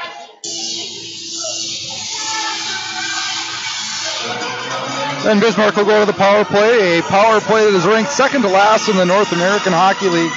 It's 11.6. Actually gets a Toros that's even worse. It's 7.1%. So hopefully that trend doesn't change here tonight and we can continue a 1-goal lead. I've never liked the penalty that it's a penalty if you chop a guy's stick out of his hands. No, because if he would have hit him in the leg there would have been no call. Hold on to your stick. If you hit the body, penalty. Yes, but it's the opposite. But if you hit the stick and he can't hold on to it, he's not strong enough to play hockey. We went off about this quite frequently last year, and I think it's better this year than it is last year, though. It has been, yes. Bobcats set it up off the draw. Up top, O'Connor leaves off Mancuso. Mancuso holds top of the near circle. Mancuso plays across the box. Pollock, no lane, plays up top. O'Connor brings it. That one's blocked off by traffic, goes high and wide.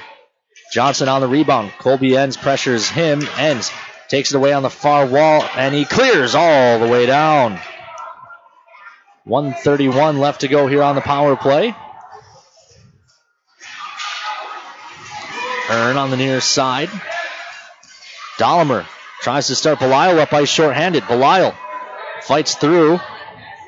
He'll carry it deep and fight along the wall. Bobcats Pollock eventually takes it away, plays it in the middle. Mancuso, after an awkward collision last night, stayed down and then didn't return to the game after the middle of the first period. Looks to be moving fine tonight. Pass dropped back to Johnson. Johnson ahead to the near side. Millen's forced to turn, but he gets it to Johnson. Johnson looks in the middle. Good stick by Foose. Breaks it up, but then he lost the handle to Olsen. Olsen around behind the Bobcat net. Plays back to the point. Held there. The play down to Millen on the far wall. Swept away from him by Pavel and sent all the way down. Good play on the kill by Pavel. I really liked our kill this weekend. Last night I thought Keenan Lund did a wonderful job on the kill, and tonight Pavel's taking that spot. Bobcats start up ice on the near side. Cooper Haar past Lance, works on ends, looks across the box. Millen, crossbar! Rebound. Stocko couldn't kick to the stick. Mahan finds it in behind. Mahan plays off to Cooper Haar. Haar up top, Gabriel. Gabriel comes to Stocko. Stocko back up top, Gabriel. Gabriel shot blocked by Talbot. Lance fans on the first clear, and then he sent it for Talbot, but Talbot didn't see it coming. The pass was coming from directly behind him. Toros come full strength as Sawchuk's released from hockey jail. No penalty box attendance. Our guy let our own guy out of the penalty box. That's a good catch. Holy cow. And that is whistled offside with 2:55 left to go in period number 1, and the Toros leading 1-0. So the guys running the score clock and the clock actually opened the penalty box doors too. 7-4 the shots on goal in favor of the Toros. That means the Bobcats haven't had a shot for about 10 minutes. Carried ahead by Johnson. Bouncing puck, Loven trying to glove down to the stick. Just got punched in the face. Delayed call coming, and the Toros will go back to the power play. Those are the kinds of things you can do when you wear a cage, because you don't have to worry about any kind of repercussions. 2:42, a palindrome on the clock. The Toros will go to the power play.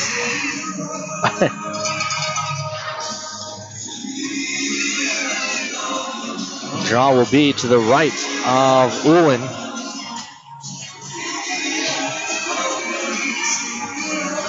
Big opportunity here, Brad. Yeah, Loven will stay out, take the draw. Adams and Muha up front, first power play unit. Toros 0 for 1 tonight. Sawchuk mishandles, and the Toros will have to regroup in neutral ice. D to D, Foose ahead, finds Loven. Loven pulled down as he tried to get into the zone. No call.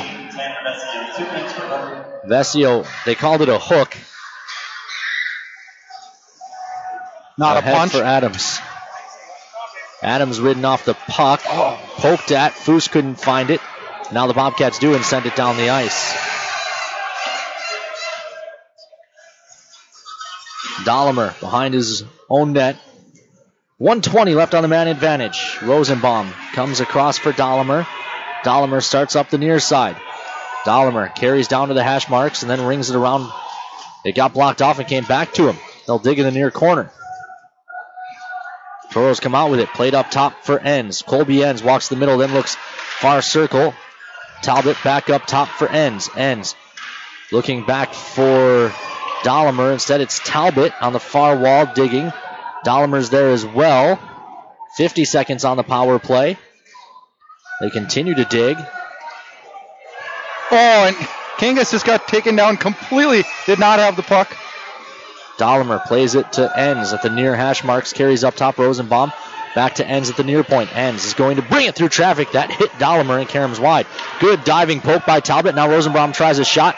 A save made and a cover for Ullin. 27 seconds left on the power play. 1:09 left to go in period number 1. It's definitely one of those nights tonight, Ken, where you're going to have to get ready because it's going to be physical. Lots of hits. That's what 3 games in 3 nights between 2 big rivals will produce.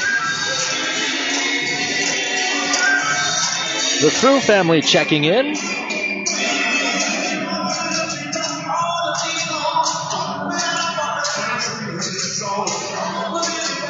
What's the hold up here? They tossed both centers.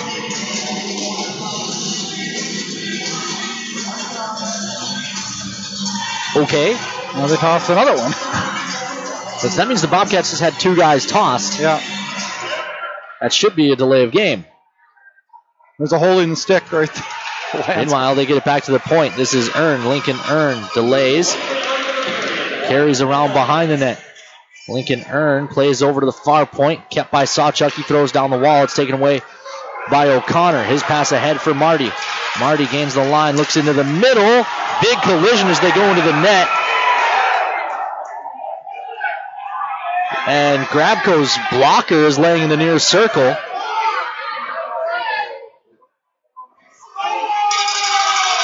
They're going to take Belial. Was that a penalty, Ken? I think they're saying Belial had him hooked. They were tied up racing down the ice. Belial was on the far side from us.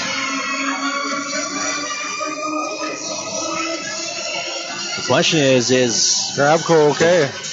Because he just got steamrolled.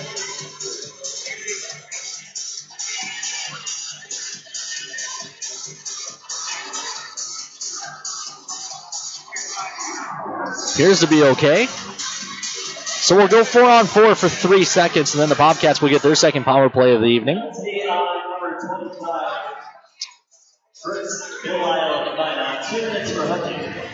So the draw will be to the left of Grabko.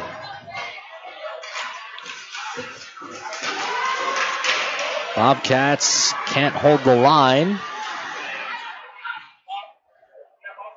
Vesio dogged by Kangas. He's forced all the way back behind his own net.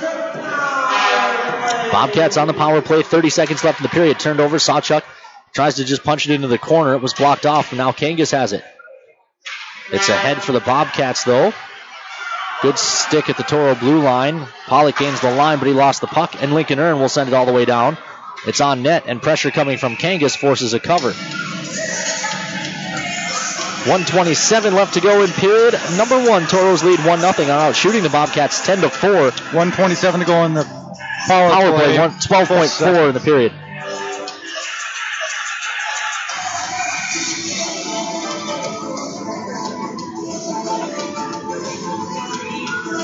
So it'll be Pavel on the draw. Dahlimer, I like the Toros do this when they're shorthanded but get an offensive zone draw. They put the player back, and the one-timer was there, but Dahlimer just missed it.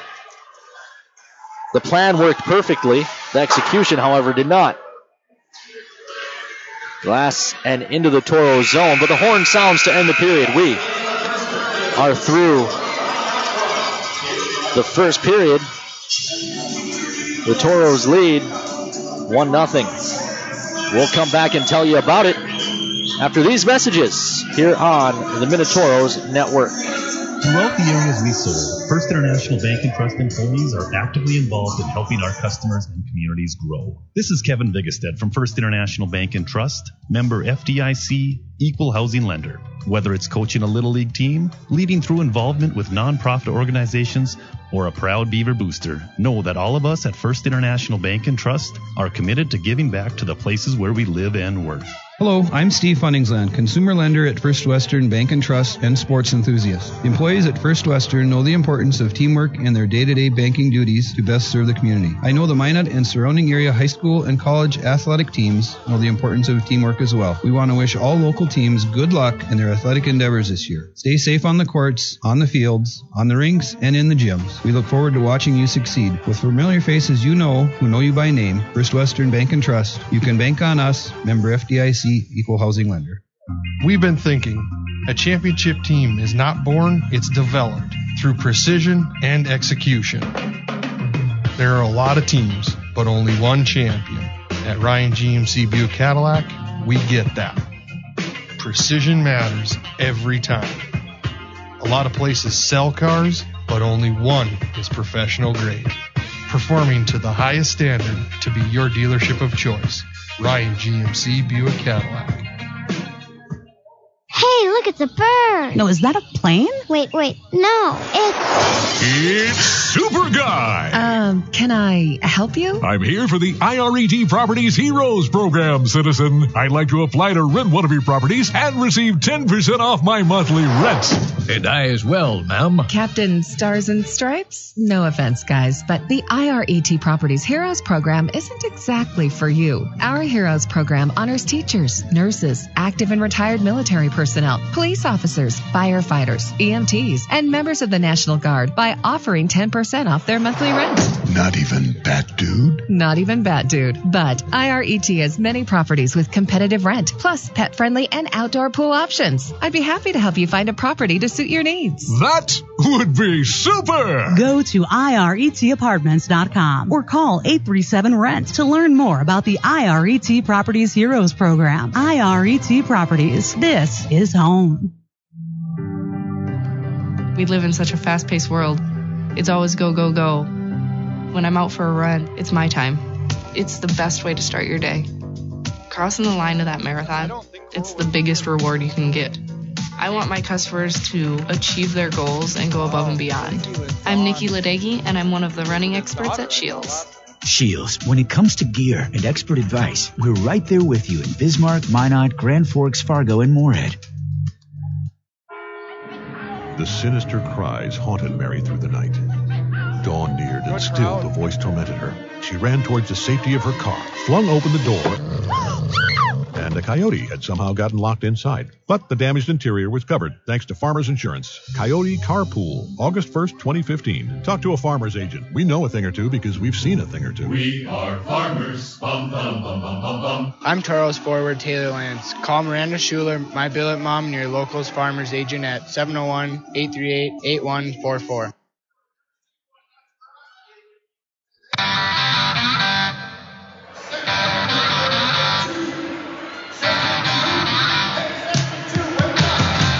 Welcome back inside the VFW Sports Center in Bismarck, North Dakota. You've got the Minot Minotauros Network. Toros lead 1-0 through 20 minutes of play, and I don't think that period could have gone much better for you if you're a Toros fan. Shots on goal, 10-4. And Maytech Murren, you do lose Riker Cole, but Maytech Murren, one of the Bobcats' main offensive threats, is out of this one as well. Yeah, I hate to lose Riker Cole, but I don't want to say he did his job there, but he kind of did. I mean, if you're gonna get into it with somebody, then I guess you pick the right guy to get into it with. But you hate to lose Riker Cole, but he's a good aggressive player that's not going to put up with things, and things happen. Well, and we've talked about it, I think probably for now a year and a half as we're 30 games into this season. I think the rivalry's been missing a little bit of that edge, and to see Riker Cole and Murren go at it after the whistle, I'm not going to lie, I wish they had gotten free and we'd seen some actual punches. Yeah, they really hugged each other quick and didn't, it took a while for the linesmen to get in there, so I'm surprised that the gloves didn't fully come off. I think they both probably wanted to go, but didn't want to get those gloves off and for sure be gone. But I guess at that point after the whistle, you might as well drop them because you're going to be gone either way. So, and I don't think Murren really wanted to go with Cole. I think he was over there to say something. Yeah. And then Cole said, Cole is the type of guy who'll go. Yeah. And then Murren held on tight for dear life because he didn't want to go. Not a lot of scoring to recap, just one goal in the period. It came 2:36 in. It was Lance from Adams and Sawchuk, but again, I'm pretty sure that Sawchuk assist will be changed to Talbot. Other scores around the league. The Wilderness up 3-0, or they finished that one, that's final. Wilderness win 3-0 over the Magicians. And the Ice Dogs top the Tomahawks 5-2. Early in the second, Amarillo and Odessa are even at aces. That's it from around the league. We'll take another commercial break and be back with more after these messages here on the Toros Network. Take care of your feet, and they'll take care of you. The foot and ankle specialists at Trinity Health can help with both surgical and non-surgical solutions. So patients who suffer from foot and ankle related issues can say, so long heel pain, catch you later corns, hasta la vista hammer toes. Relieve pain now and help prevent future discomfort. Diagnosis and treatment is available today. Trinity Health, reinventing health.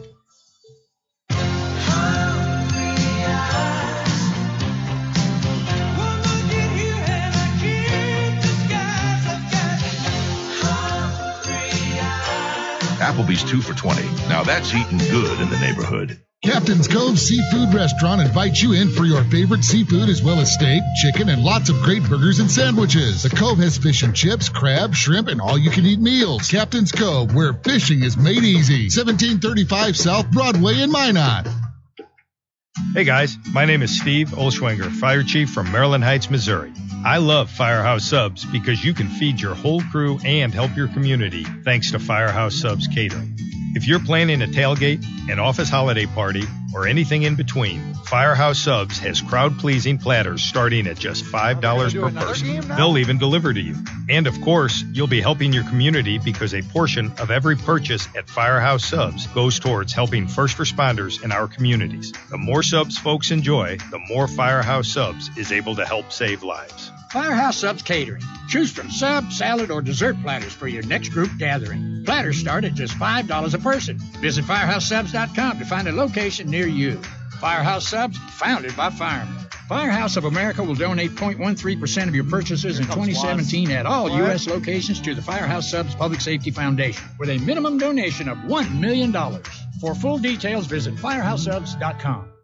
Hi, Scott Cattell here. Fall is just around the corner, which means the winter months aren't far away. Get your vehicle ready for your fall and winter driving with a stop at Jerry's Repair and Alignment. Jerry Fry is an ASC certified master mechanic with 30-plus years of experience. Jerry uses state-of-the-art equipment to ensure your alignment is done the right way to give you the best ride on the highway. And the right alignment also saves you wear and tear on your tires. Jerry goes the extra mile and will balance and rotate your tires to get you down the road worry-free. And if you need tires, Jerry can also take care of that. And that's not all. Jerry's can handle all jobs, big and small, and works on all makes and models. So make that appointment today. Stop in at Jerry's Repair and Alignment, 1306 First Street Southwest, or call him at 852-0332 and tell him Scott sent you. Daniel the deer danced everywhere. He pranced through fields and jigged through rivers. Then he saw it.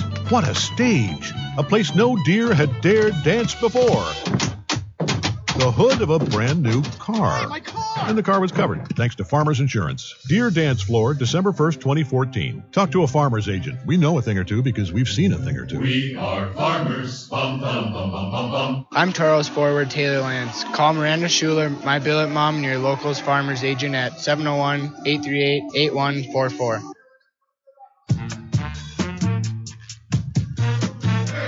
Welcome back inside the VFW Sports Center here in Bismarck, North Dakota. You've got the Minotauros Network, 1390 KRZ and HockeyTV.com.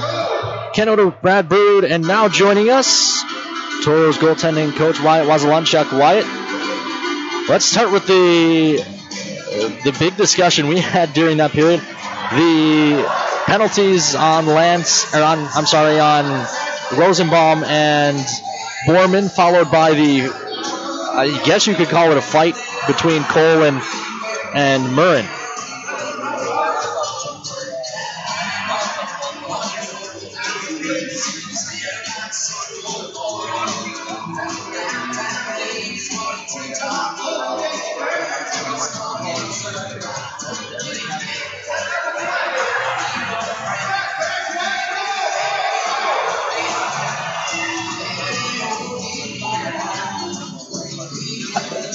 Brad and I were up here. We didn't see what started the scuffle between Cole and Murrin.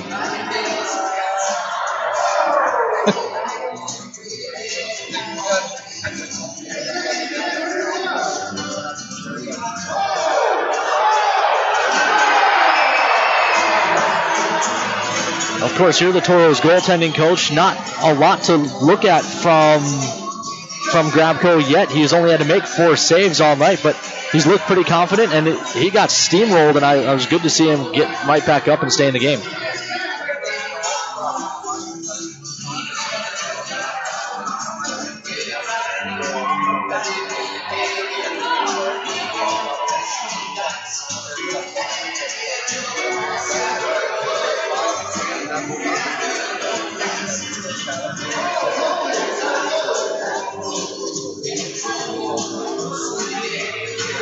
You know, I spoke with Marty Murray before this one, and I asked him about the challenge of being an AP player who comes in and gets 2 or 3 practices. Is it a little bit easier as a goalie, as you don't have to find as much chemistry with the other guys? You just stop the puck?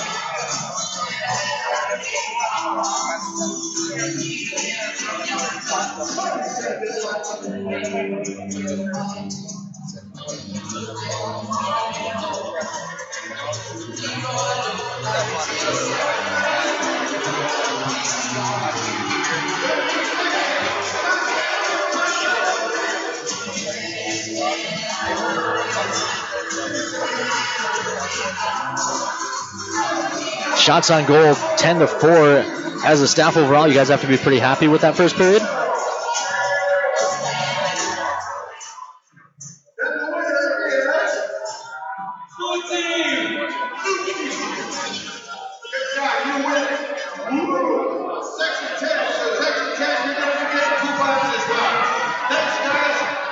Bismarck was a little bit more physical tonight than they were last night.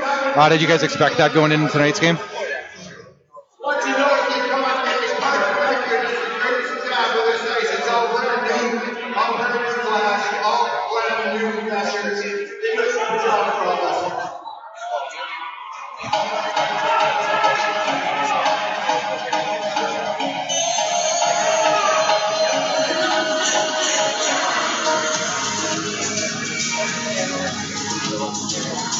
If memory serves you, we were on the bus a couple days ago watching the World Juniors. If memory serves, you had a chance to represent the U.S. in some international play.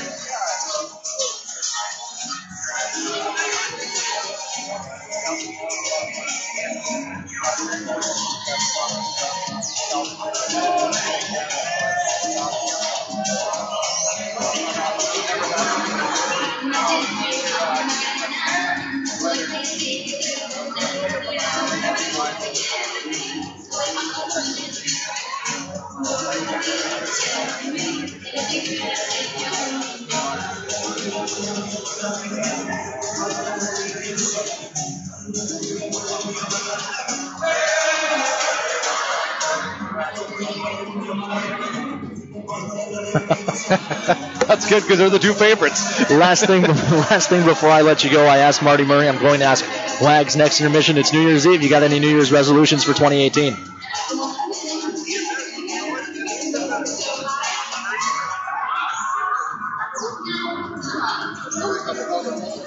Sounds good. Well, I'll let you go get ready for the second period. Thanks for coming up. Once again, that's Toros goaltending coach Wyatt Wazelanchuk. We'll take a commercial break and be back with more of the Gooseneck Implement Intermission Report after these messages here on 1390 KRRZ. All in one place. You can get a fabulous coffee, the best burger in town. Arrange a meeting for up to 30 people and begin your next trip, whether business or vacation. It's Minot's newest, most architecturally beautiful, versatile structure, the Minot International Airport. The Trestle Tap House and Cafe with Caribou Coffee and customizable meeting spaces are just a couple of the amenities offered. The Minot International Airport. See the world from home. Your hands are a vital part of who you are, how you work, play, even how you communicate. When injury or illness strikes, the hand team at Trinity Health will be there to help restore full functionality. We specialize in surgical repairs, hand reconstruction, non-surgical interventions, and occupational therapies. Don't let damage or disorder take away your hands. See the hand team at Trinity Health. Trinity Health, reinventing health.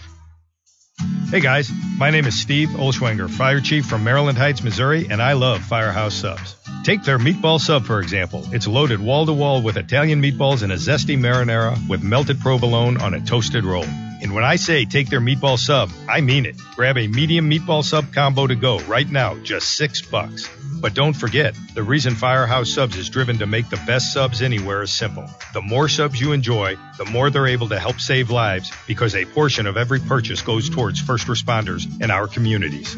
The Firehouse Sub Meatball Sub Combo. Medium meatball sub, your choice of chips and a 22-ounce drink. Get it hot and ready in our to-go box, now just $6 for a limited time only. Order online now at FirehouseSubs.com.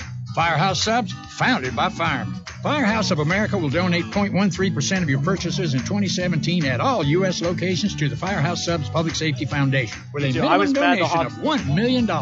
For full details, visit FirehouseSubs.com. I'm here at the year's hottest stag pool party. Put your antlers up! Where? Some poor guy's backyard. These stags are bringing down the house. Seriously, deer are ripping holes in the pool covers. They're trampling patio furniture. and all the damage was covered thanks to Farmers Insurance. Stag Pool Party, October 27th, 2014. Talk to a farmer's agent. We know a thing or two because we've seen a thing or two. We are farmers. Bum, bum, bum, bum, bum, bum. I'm Toros forward Taylor Lance. Call Miranda Schuler, my billet mom, and your locals farmers agent at 701-838-8144. What's the best birthday party option in town? Toros Hockey. You supply the birthday boy or girl, and the Toros do the rest. Designated party areas and all sorts of perks to make your birthday kid feel special on his or her special day. Kids, it's up to you. Tell your parents or guardian that you want to celebrate your birthday with Tank and the Toros. For more information, call 701-852-0101 or visit MinotaurosHockey.com. Toros Hockey, making your birthday special. Join the charge.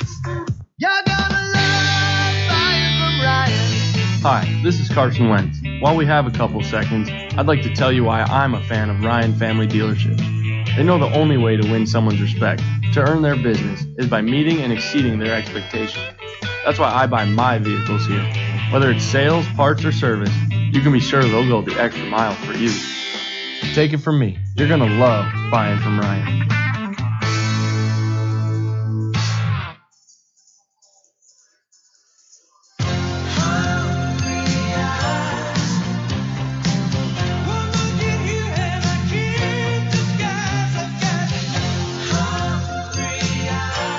Applebee's 2 for $20. Now that's eating good in the neighborhood.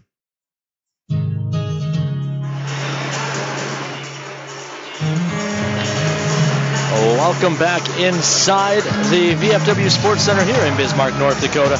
You've got the Gooseneck Implement Intermission Report here on the Toros Network. We'll take a look at the NHL board. The Winnipeg Jets 5-0 on the Oilers halfway through the third. Red Wings 3, Penguins 1, Avalanche 2, Islanders 0. Middle second, Stars 3, Sharks 0. Blackhawks and Flames, they're still scoreless. Game's already final. The Golden Knights beat the Leafs 6-3. Ducks 5-2 over the Yotes, and Lightning 5-0 over the Blue Jackets. We're about halfway through the NHL season as well, Brad. You've got Inside Edge Hockey News, your credentialed NHL media. What are some of the surprises you've had so far through this first half? All right, I think the biggest surprise is the Golden Knights. I had them projected to be down in the basement, or at least in the basement of their division, and that hasn't been the case. They're shocking everybody, and this team looks like they're for real. It's funny. We've talked a little bit international hockey the last few days with the World Juniors going on, and the Golden Knights remind me a little bit of that Miracle on Ice USA hockey team in the sense that they weren't supposed to do anything, and they've got a lot of guys who know their role and play it. They're not. You look at their scoring on their team, and Carlson's got 20 goals. Yeah, I mean, Halla's got 14. Marchessault's got 14. I mean, you wouldn't expect that at midway point. Now, if you'd have told me that's where they were going to be at the end of the year, I would have said, I'm buying that. But, it is actually really fun to watch. It's fun to see them come together like that, and they're 26-9-2. That's pretty impressive to start the year. It certainly has been, and I enjoy watching games played down there. It seems like a fun atmosphere. It does. I'm excited to go to my first one down there. Hopefully next year I'm able to get down for one. It's going to be fun. Well, that'll do it for the Gooseneck Implement Intermission Report. We're going to take one last commercial break.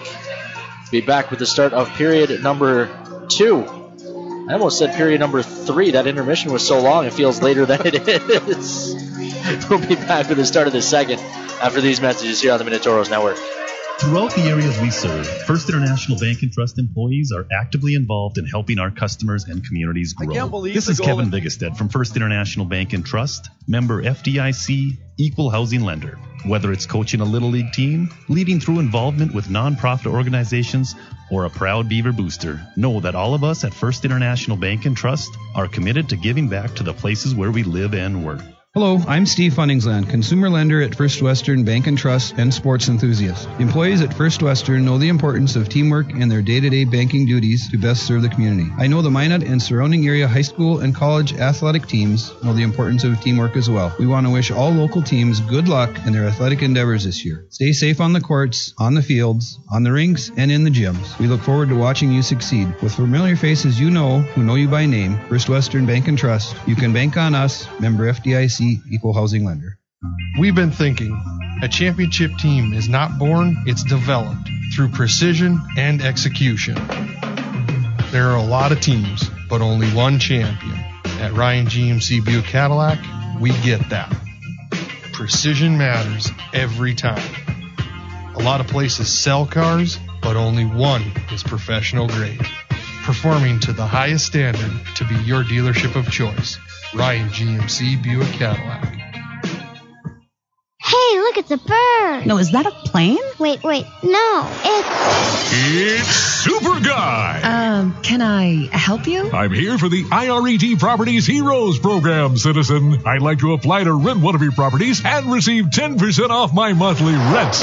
And I as well, ma'am. Captain Stars and Stripes? No offense, guys, but the IRET Properties Heroes Program isn't exactly for you. Our Heroes Program honors teachers, nurses, active and retired military personnel, police officers, firefighters, EMTs, and members of the National Guard by offering 10% off their monthly rent. Not even Bat Dude? Not even Bat Dude. But IRET has many properties with competitive rent, plus pet-friendly and outdoor pool options. I'd be happy to help you find a property to suit your needs. That would be super! Go to iretapartments.com or call 837-RENT to learn more about the IRET Properties Heroes Program. IRET Properties. This is home.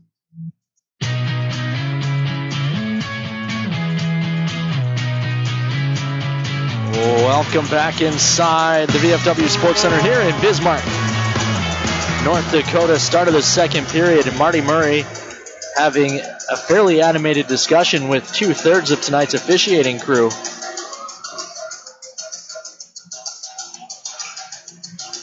Not sure what that's about.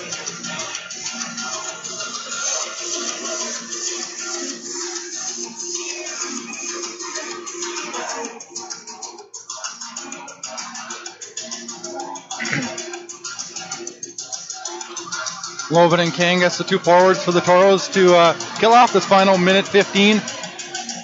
Sawchuk and ends on the back end.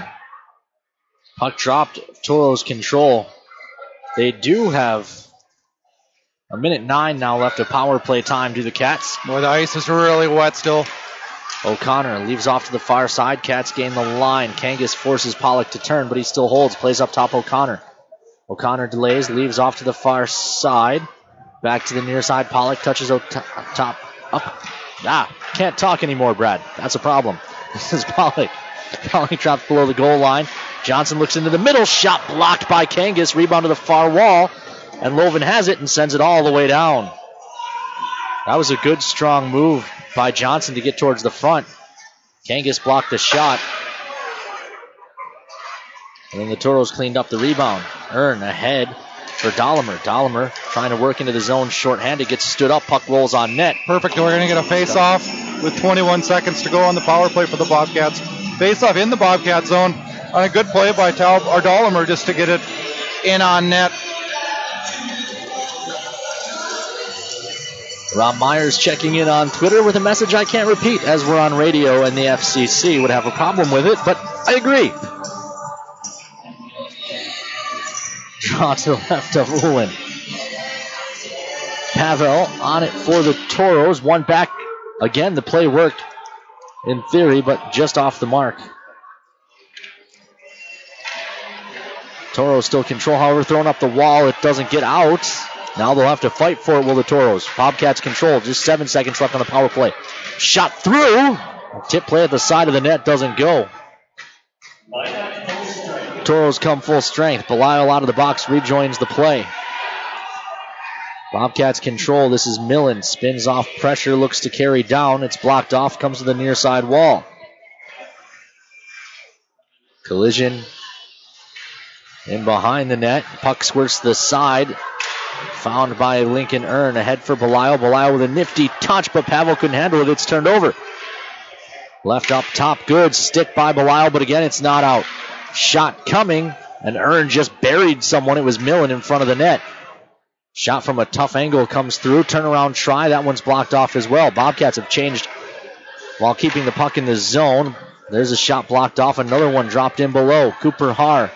Haar looks up top, and that missed the defenders of the points, and the Toros will get a change. Well, Earn probably caught a break on that one, not getting whistled for the interference. Played down the wall. Spencer Kimball back up and out. Won't go far enough for icing.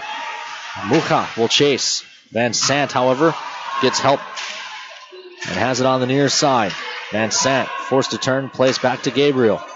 Gabriel uses the glass to get that. No, he didn't get it out. A good keep by Sam Foose. Foose walks in. Foose around behind, throws it in front. That missed everyone. But the point, Loven was covering, shot it wide. Rebound to the near side, Gabriel. To the near side, Olsen. Good stick by Loven, frees it up. Support came in the form of Gabriel, and he plays ahead. Thrown towards the Toro zone. Sam Foose is back on it. He'll retreat behind the safety of the cage and then play off to the far side. Touch passes get the Toros to the Bobcat blue line, but not much farther before the Cats take over. And Gallagher ahead along the near side. Touched for Marty. Marty worked on by Adams. Collision, and Adams comes away with the puck thanks to Spencer Kimball's hit. Adams throws that out to neutral. Bobcats take over. They'll play back to their own blue line. Gallagher ahead. Touch play doesn't go for Olsen, and Mucha will turn with it. Near side. Kimball ahead for Loven. Nothing doing there. It's ahead up the middle. Olsen dumped down. Adams has it. Long change, even longer here at the VFW, as the penalty boxes are on the same side as the benches. So you have to go about 10 extra feet. This is Vesio. Takes a pass and then chips into the zone. Spun in front, but there was Taylor Lance. Lance fighting through a hook. Can't get going, and now the Cats back on the attack. It's Johnson. Johnson backhand try up. And in behind. They battle in behind the Toro net, thrown back to the point. And again, the Bobcats can't find their defensemen. They'll have to regroup in neutral ice. Bobcats have a delayed offside, so O'Connor had to dump that in. It's onto the stick of Sawchuk. Sawchuk uses the glass to get that out, and O'Connor punches it into the Bobcat bench. 15:39 left to go in period number 2. Toros lead 1-0. Bobcats being outshot by the Toros 11-4 as well. Boy, real sloppy first 4.5 minutes of this period. A lot of neutral zone turnovers back and forth with both teams. Bobcats have had a decent amount of offensive zone time, but really, other than the one power play chance, haven't had much go towards, well, nothing towards the net statistically. They have no shots on goal this period. Loose at the side of the net, Dahlemer plays behind for Colby Enns. Enns flushed out. Wins a battle and plays it ahead to Kangas, who can't hold it. Shot blocked from the point. Flipped ahead. Kangas chopped that out of midair and then tries to leave off for Dahlemer. The Toros are stopped up at the line. Enns guides it into the zone along the near side. Adams seems to be double shifting, taking Cole's spot on the second line as well. This one's rolled in and covered by Grabko. Again, for fans checking in late, Nick Grabko, affiliate player playing net for the Toros tonight from the Chicago Fury. 12 games for the Fury this year, 920 save percentage, and a .255 goals against average. He's now stopped all 5 shots he's seen so far in this one. 14:59 to play in period number 2. 1-0 Toros. Toros take it away off the draw. This is Belisle. Fritz Belisle gains the line, plays in the middle for Pavel. Pavel's shot's blocked. Follow-up try. Belisle gloves down to the stick. Belisle is taken into the wall on the far side. Pavel takes that away, turns and fires. That one's blocked up and over by Gabriel. Side of the net, Belisle pressures, forces a turnover to Pavel. Pavel tries to put it down, and Belisle's going to get called for a hook that I didn't see. Cross check they're actually calling. That just looked like Gabriel lost an edge to me. Coach Murray's laughing too because I thought it was comical because Belisle got tied up in the corner and wasn't getting let go and was held. And you could tell he was frustrated and he retaliated with a cross check there. So the Bobcats will go on to their third power play of the night. Kind of like last night when there was more penalties on the Toros than the Bobcats. Penalty on Minot, number 25, Fritz Belisle, 2 minutes for touch checking. And the Bobcats are on a scale. Draw will be to the right of Grabko.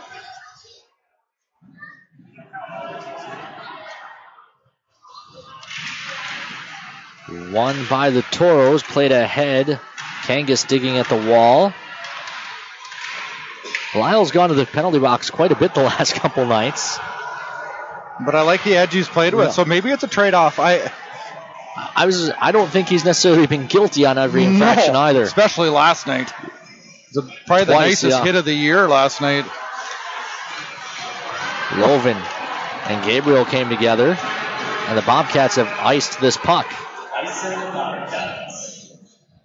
Gabriel's laboring in front of the bench. He's laying down. Jaw will come back down. That might be... We just iced the puck and we want to change a guy. There was a collision behind with Lovin. But either way, it's a face-off in the Bobcat zone, and we'll take that. This is Vesio. Vesio dogged by Kangas. He'll try the far side now, will Vesio. Kangas is there as well. Forced the turnover. Good job by Lovin and Kangas on the kill so far. Two new forwards. Bobcats start up ice on the near side. It's Millen. Drops down below the goal line in the near side. Back up to Millen in the near circle. Tries a shot that goes wide. Far side, Stocko. Stocko drops below the goal line again. Pass for Millen's off the mark. Spencer Kimball wins a battle with Millen. The Bobcats will have to chase it down. Spencer Kimball pins Millen to the glass. Talbot takes it away, and the Toros send it all the way down. Talbot chops it away from Haar. 30 seconds left on the kill for the Toros. 13:02 left in period number 2 as the Bobcats dump this in. Sawchuk's back on it. He hammers one around the glass, and it's out. O'Connor's back on it.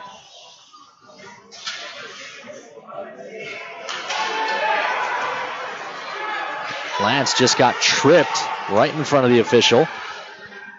Toro's bench saw it, and they're letting him know. This is played in behind the net, and Nolan Sawchuk sends it all the way down just as the Toros come full strength. O'Connor throws to the near side. Mucha crisscrosses with Adams. Miro. Backhand try is blocked. Adams can't settle it down. The Toros will regroup in unclaimed ice. Colbienz plays back. That missed Sawchuk, and the Toros are working the wrong way. Mucha plays ahead. Adams can't settle it down. Marty does. Just like last night, a choppy second period. Not much flow to this one. Last night. Marty looking to gain the line on the near side. Sawchuk forces him wide. Backhand try goes wide. Kept at the far point. Chopped in behind the net for Mancuso. Looks in front. Bouncing puck. And a cover for Grabko. Only the second shot that Grabko has seen this period. Toros with just one shot on Ullin. It wasn't much of a shot at that. No. It was... Well, like we said earlier, that both teams have had a real hard time gaining possession and control of the puck. Lots of turnovers this period. We are taking our media timeout, so we'll take a timeout as well. Be back with the rest of the second period after these messages here on the Minotauros Network. The sinister cries haunted Mary through the night. Dawn neared, and still the voice tormented her. She ran towards the safety of her car, flung open the door, and a coyote had somehow gotten locked inside. But the damaged interior was covered thanks to Farmers Insurance. Coyote Carpool, August 1st, 2015. Talk to a farmer's agent. We know a thing or two because we've seen a thing or two. We are farmers. Bum, bum, bum, bum, bum, bum. I'm Toros forward Taylor Lance. Call Miranda Schuler, my billet mom, and your local's farmer's agent at 701-838-8144.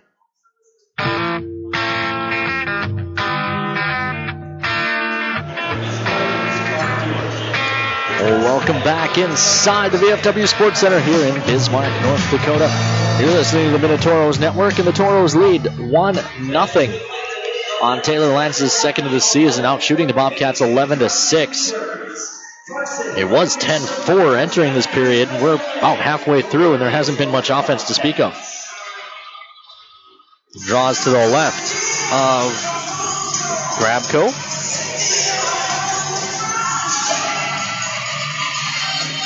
Pavel to take it for the Toros. Toros control. Rosenbaum around to the far side. It's ahead for Belial. Belial carries over the red, and he's met there, then chops over the blue. Puck is deep. Lincoln Earn chases down. He and Bobcat came together. Now a shot saved. Don't think that actually got through. I think it was blocked in front by Gabriel. Reisenen battles with Woodward. That's an awfully quick whistle. And now Woodward gives Reisenen a shot in the shins.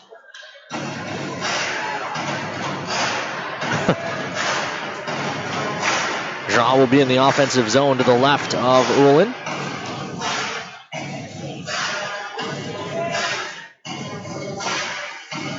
Pavel line stays out in front of Rosenbaum and Earn.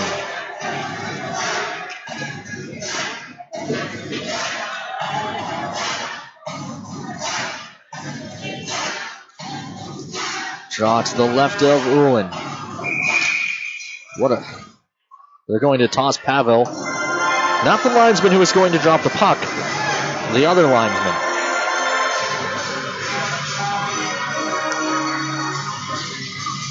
It'll be Reisenen.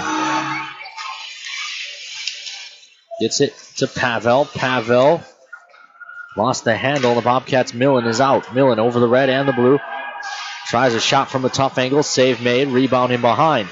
Grant Johnson rolls it to the far side. Vesio chops it down low. Cooper Haar forgot the puck. Millen's there to help him out. Plays up top for Vesio again. Vesio.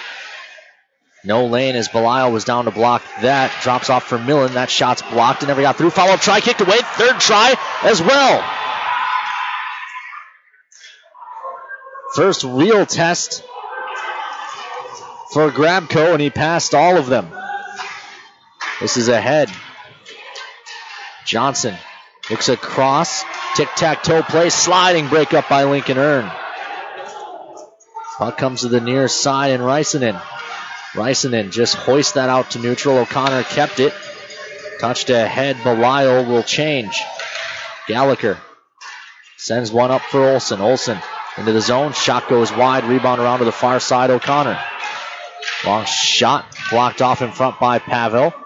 Played in behind for Rosenbaum. Rosenbaum moves it along the near side. Long shot coming. Tip goes wide off the stick. Toros need a whistle. They got three that have been stuck out there for a while. Pavel hammers around to the near side. Reisenen ahead finds Talbot. Talbot tries to chip and gain the line. He needed to get that deep. Toro's still able to change the rest of the forwards, but Rosenbaum and Kimball have been trapped out. Ahead for Talbot. Kimball ahead finds Lance. Lance carries over the red and over the blue. Gets tripped down. The Toros will get a power play. Lance's speed draws a call. With 9:23 left to go in period number 2, the Toros at a power play. It's their third opportunity of the evening.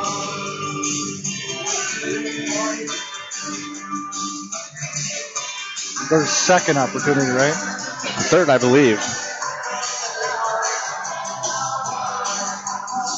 Gallagher at 7:42, and Vesio at 17:18. Okay. 50-50 draw eventually found by the Bobcats and hacked all the way down.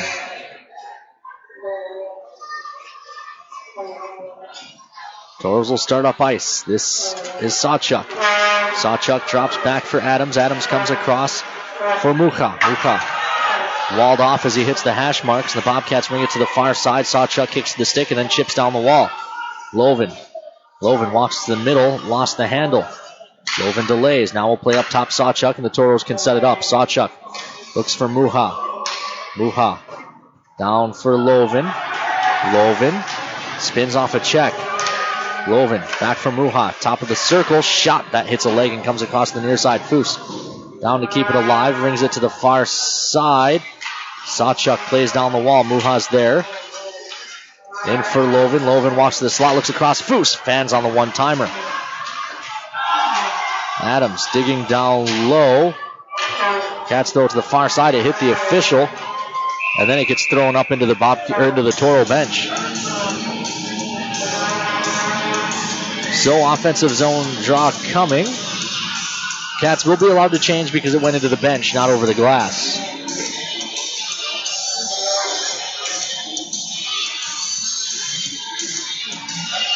Toros yet to get a shot on goal on this power play. 55 seconds remain.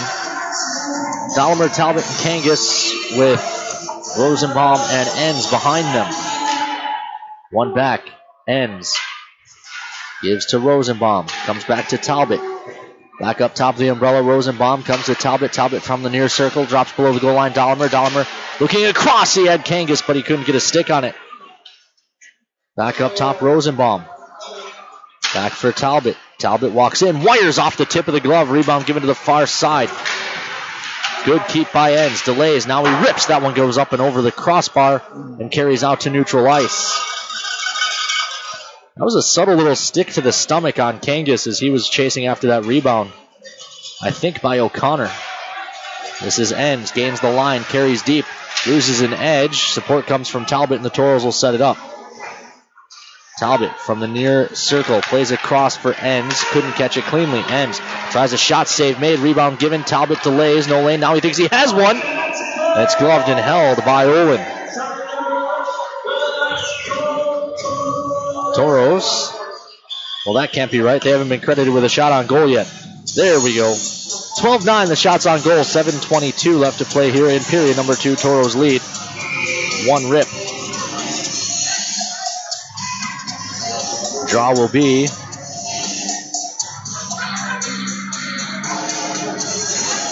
the right of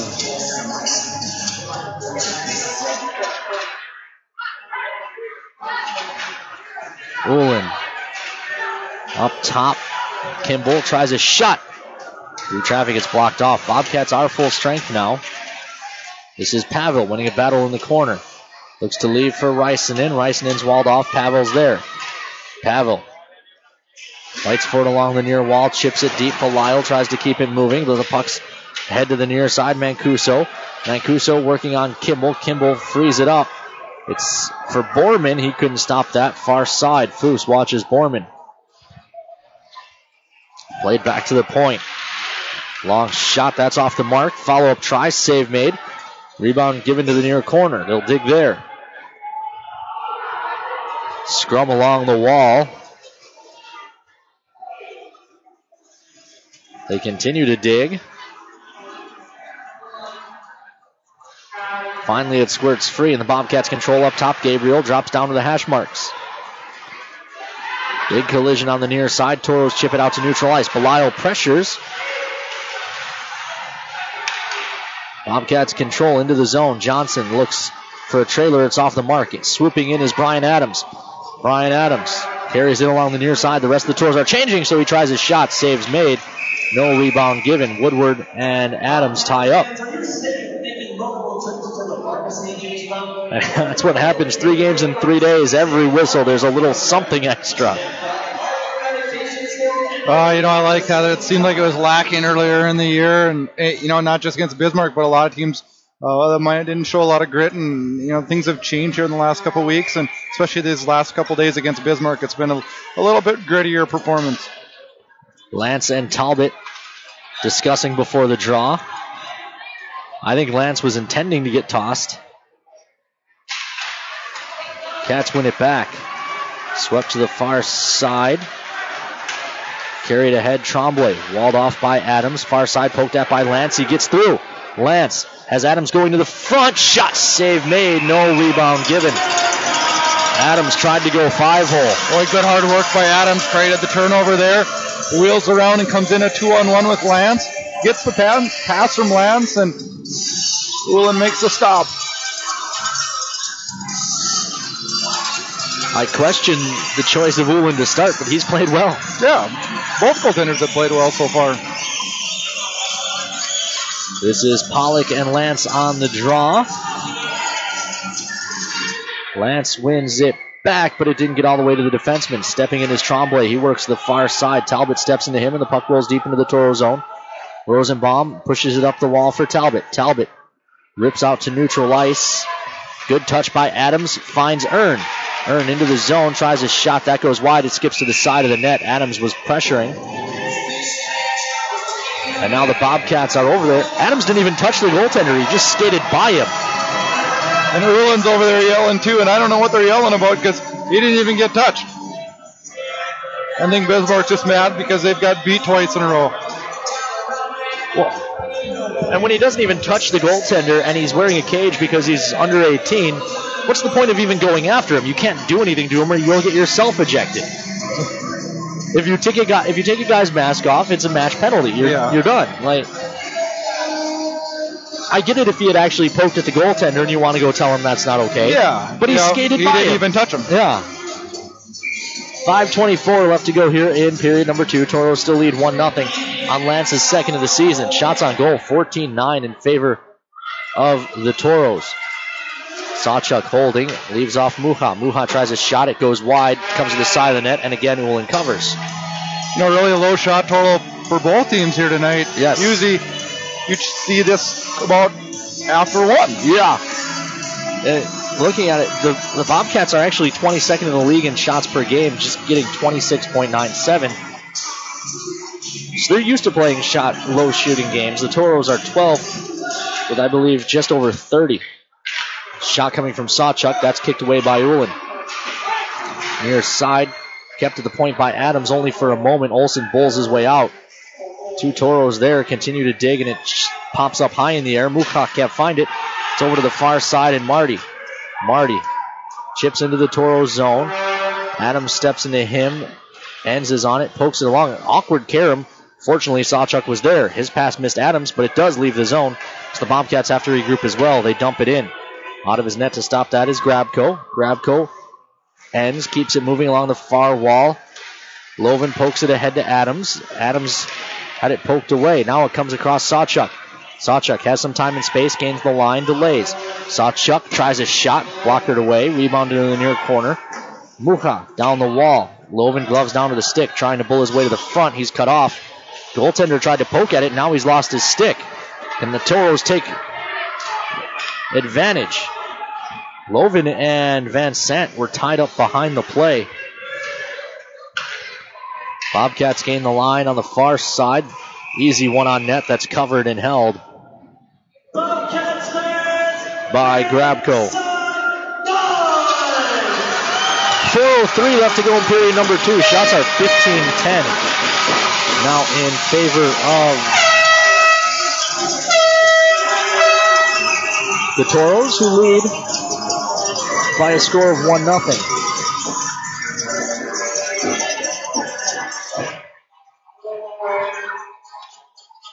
Shot coming. Blocker save. Rebound to the near side. Dahlimer chases after, moves it ahead along the near wall, then has it taken away. Johnson plays in the middle. Lance able to get a stick on it.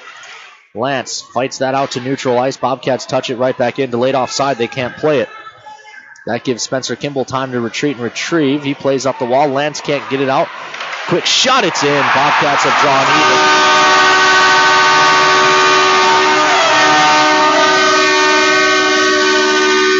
It's Marty. Lloyd Cooper Har made a really good play there. Got his pass over to Mancuso, and he buried it past the Toros goaltender, Grabko. Nice play by the Bobcats there. Cooper Har stepped up good and made a really nice pass. Well, Ken, 3:35 to go, and we're tied up again. Toros didn't help the young goaltender out there much on that one. Mancuso, just like last night when Gabriel was allowed to walk in, Mancuso had all kinds of time and space. Toros control off the draw. Rosenbaum forced to turn. Reisenen chips it. Toros give chase. Belial and Reisenen after it. Pavel's there as well. Toros can't hold the puck. Woodward leaned on by Pavel. This is Pavel. Pavel working, plays it back to the point. It hops on Earn, and the Toros will have to regroup. Reisenen touches that into the zone. Talbot gives chase. Talbot and Woodward battling behind. Talbot puts Woodward down hard, and now Lance steps in. The puck kicks to the near side. Talbot delays, looks to work a cycle with Lance up top. Shot save made. Rebound found by Adams. Adams guides back to the point, and Sawchuk again. Sawchuk down the wall for Lance. He missed it. Left him behind Adams. Adams plays to Talbot. Talbot holding. Looking for a tip as ends had cheated down. Good idea. Just couldn't finish. Pass for Lance ends up in the referee's skates. Lance digs it out in behind. Looks up top. Ends. Tries a shot. It's blocked up off the glass. Sawchuk with a good stick and then a diving poke. He can't keep it. Now he tries to take it away. He gets tied up, and now Sawchuk gets railroaded well off the puck. Appears to be fine, and he works it ahead for Lance. Lance sends it deep. Adams and Woodward. Woodward's been trapped out there a long time. Olsen ahead. Down the wall for Adams. Adams looks to chop it deep. Woodward sweeps around to the far side. Lovin's going to win the race to this one. Lovin off the wall. Has his pocket picked by Stocko. Spencer Kimball's on it. He'll dump it in. Woodward's been trapped out there forever, it seems. Well, Adams to Poulin down. Delayed call coming, and the whistle goes. And the fans are not happy about that. So now the Toros to the kill. Lovin gets... Oh, I'm sorry, I thought it was Adams. Yeah. Adams wants to talk to the official.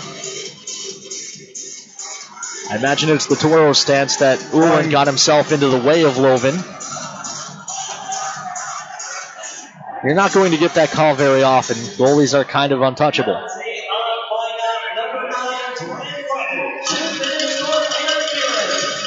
Okay, and with a minute 24 to go in the second, important kill for the Toros here. Certainly is. Quickly off the draw, it ends up on net. I think the Toros centerman won it back. It was Dahlemer. Put it on his own goal. And of course, this being Bismarck, they've been credited with a shot on goal.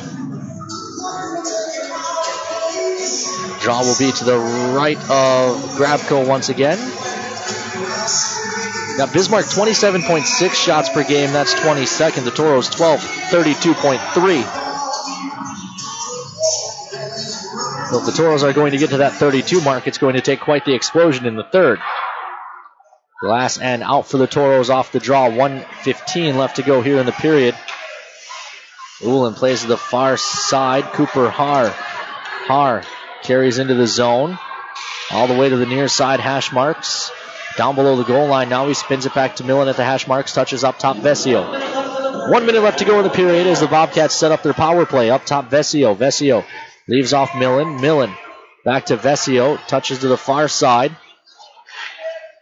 Foose frees it up, and it's chopped ahead, but not out. Vesio kept it. Now he tries a shot blocked by Kangas. Back up top, Vesio. Vesio tries the far side. Into the middle, broken up. Follow-up try, saved from a tough angle. Rebound kicked away as well. Grabko's looked strong this period despite giving up the goal. Now that one gets ripped up and over as well.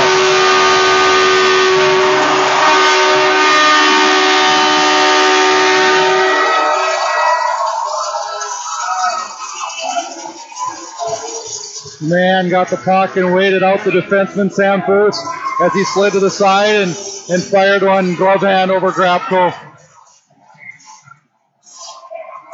And that's a power play goal for the Bobcats, something we haven't seen this year. Second one this year.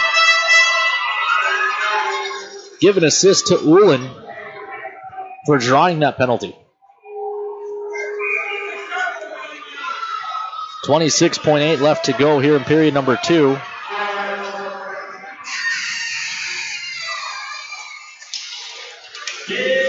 Bobcats control off the draw.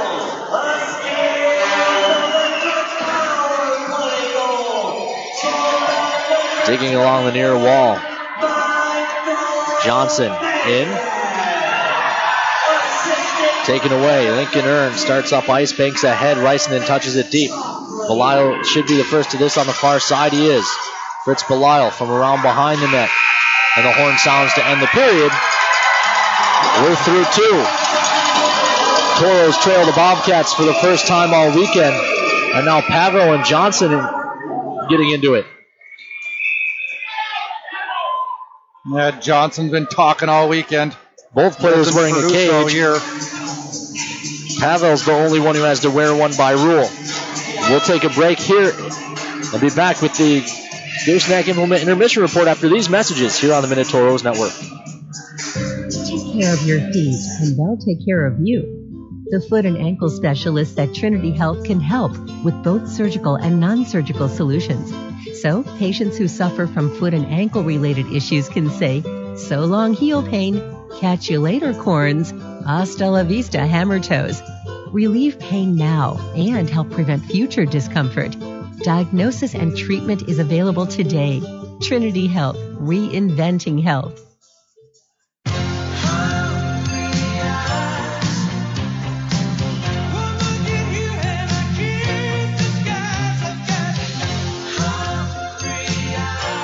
Applebee's 2 for $20. Now that's eating good in the neighborhood. Captain's Cove Seafood Restaurant invites you in for your favorite seafood as well as steak, chicken, and lots of great burgers and sandwiches. The Cove has fish and chips, crab, shrimp, and all-you-can-eat meals. Captain's Cove, where fishing is made easy. 1735 South Broadway in Minot.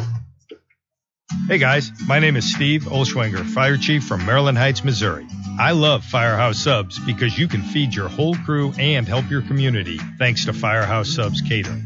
If you're planning a tailgate, an office holiday party, or anything in between, Firehouse Subs has crowd-pleasing platters starting at just $5 per person. They'll even deliver to you.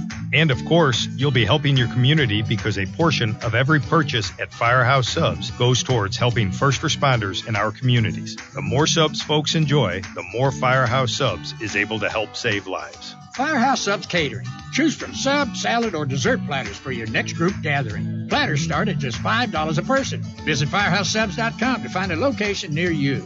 Firehouse Subs, founded by firemen. Firehouse of America will donate 0.13% of your purchases in 2017 at all U.S. locations to the Firehouse Subs Public Safety Foundation with a minimum donation of $1 million.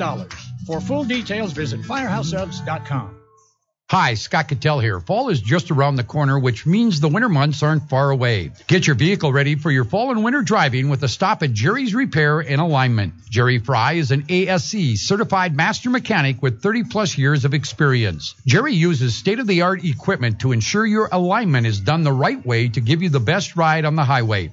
And the right alignment also saves you wear and tear on your tires. Jerry goes the extra mile and will balance and rotate your tires to get you down the road worry-free. And if you need tires, Jerry can also take care of that. And that's not all. Jerry's can handle all jobs, big and small, and works on all makes and models. So make that appointment today. Stop in at Jerry's Repair and Alignment, 1306 First Street Southwest, or call him at 852-0332. And tell him Scott sent you.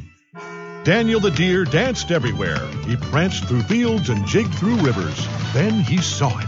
What a stage! A place no deer had dared dance before. The hood of a brand new car. Hey, my car! And the car was covered, thanks to Farmers Insurance. Deer Dance Floor, December 1st, 2014. Talk to a farmer's agent. We know a thing or two because we've seen a thing or two. We are farmers. Bum, bum, bum, bum, bum, bum. I'm Toros forward Taylor Lance. Call Miranda Schuler, my billet mom, and your local's farmer's agent at 701-838-8144.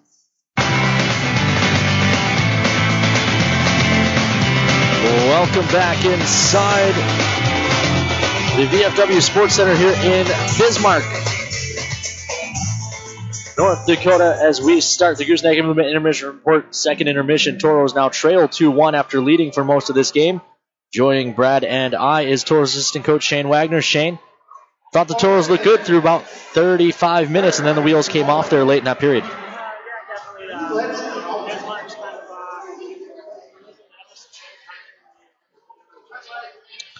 I didn't see the collision between Loven and Ullin late there, but based on where Ullin was standing, it looked like he may have perhaps gotten himself in the way there.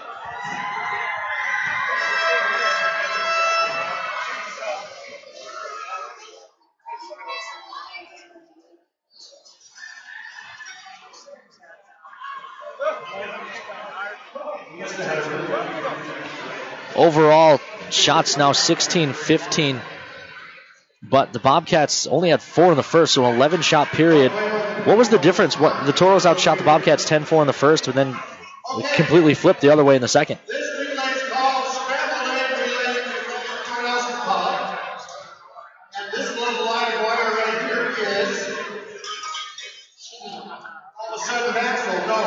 Aside from that, there are some positives. I thought the young goaltender, Nick Grabko's, looked good.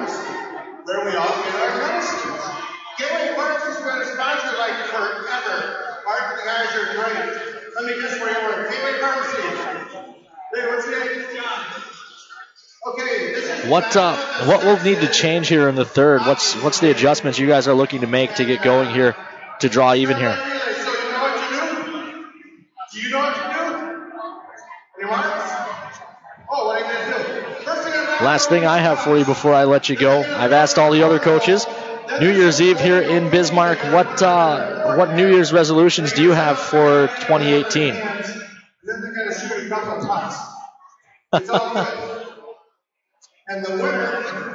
All right, well, we'll let you go get ready for the third and hopefully a big comeback win. That is Toros assistant coach Shane Wagner.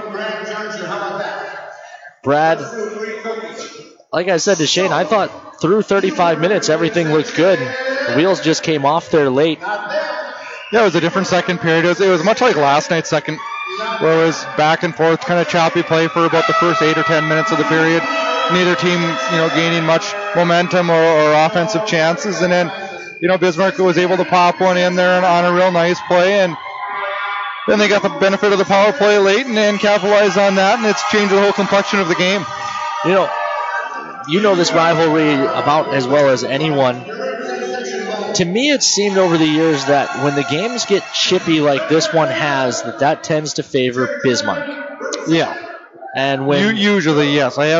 There's probably a couple I can think of where it went our way, where we completely got them off their game, but it's funny that usually the team that's the aggressor, and in year 2 we kind of were the aggressor once in a while in some of the silly stuff, and when Bismarck plays us that way, when Bismarck plays with that fire, they do better against us. It's the nights that we can get a couple points, not get in any of the silly business, and let them kind of lull themselves to sleep.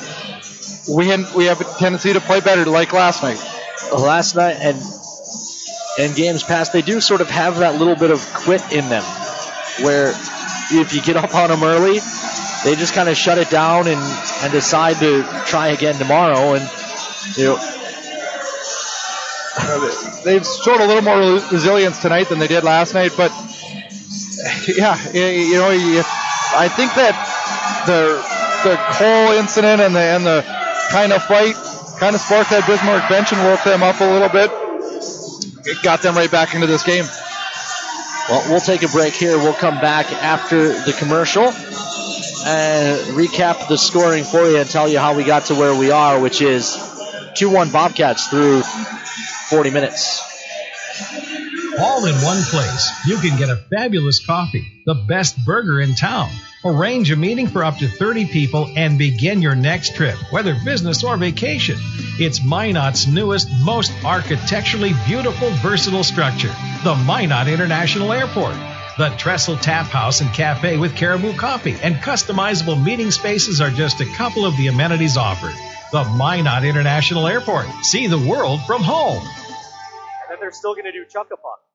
Your hands are a vital part of who you are, how you work, play, even how you communicate. When injury or illness strikes, the hand team at Trinity Health will be there to help restore full functionality. We specialize in surgical repairs, hand reconstruction, non-surgical interventions, and occupational therapies. Don't let damage or disorder take away your hands. See the hand team at Trinity Health. Trinity Health, reinventing health. Hey guys, my name is Steve Olschwenger, Fire Chief from Maryland Heights, Missouri, and I love Firehouse Subs. Take their meatball sub, for example. It's loaded wall-to-wall with Italian meatballs and a zesty marinara with melted provolone on a toasted roll. And when I say take their meatball sub, I mean it. Grab a medium meatball sub combo to go right now, just $6. But don't forget, the reason Firehouse Subs is driven to make the best subs anywhere is simple. The more subs you enjoy, the more they're able to help save lives, because a portion of every purchase goes towards first responders in our communities. The Firehouse Sub Meatball Sub Combo. Medium meatball sub, your choice of chips and a 22-ounce drink. Get it hot and ready in our to-go box. Now just $6 for a limited time only. Order online now at firehousesubs.com. Are you guys trying to rival the Wilderness Firehouse for longest Subs, intermissions? founded by firemen. Firehouse of America will donate 0.13% of your purchases in 2017 at all U.S. locations to the Firehouse Subs Public Safety Foundation with a minimum donation of $1 million. For full details, visit firehousesubs.com. I'm here at the year's hottest stag pool party. Put your antlers up! Where? Some poor guy's backyard. These stags are bringing down the house. Seriously, deer are ripping holes in the pool cover. They're trampling patio furniture. And all the damage was covered, thanks to Farmers Insurance. Stag Pool Party, October 27th, 2014. Talk to a farmer's agent. We know a thing or two because we've seen a thing or two. We are farmers. Bum, bum, bum, bum, bum, bum. I'm Taurus forward Taylor Lance. Call Miranda Schuler, my billet mom, and your locals farmers agent at 701-838-8144. What's the best birthday party option in town? Toros Hockey. You supply the birthday boy or girl, and the Toros do the rest. Designated party areas and all sorts of perks to make your birthday kid feel special on his or her special day. Kids, it's up to you. Tell your parents or guardian that you want to celebrate your birthday with Tank and the Toros. For more information, call 701-852-0101 or visit MinotaurosHockey.com. Toros Hockey, making your birthday special. Join the charge. Hi, this is Carson Wentz. While we have a couple seconds, I'd like to tell you why I'm a fan of Ryan Family Dealership. They know the only way to win someone's respect, to earn their business, is by meeting and exceeding their expectations. That's why I buy my vehicles here. Whether it's sales, parts, or service, you can be sure they'll go the extra mile for you. Take it from me, you're going to love buying from Ryan.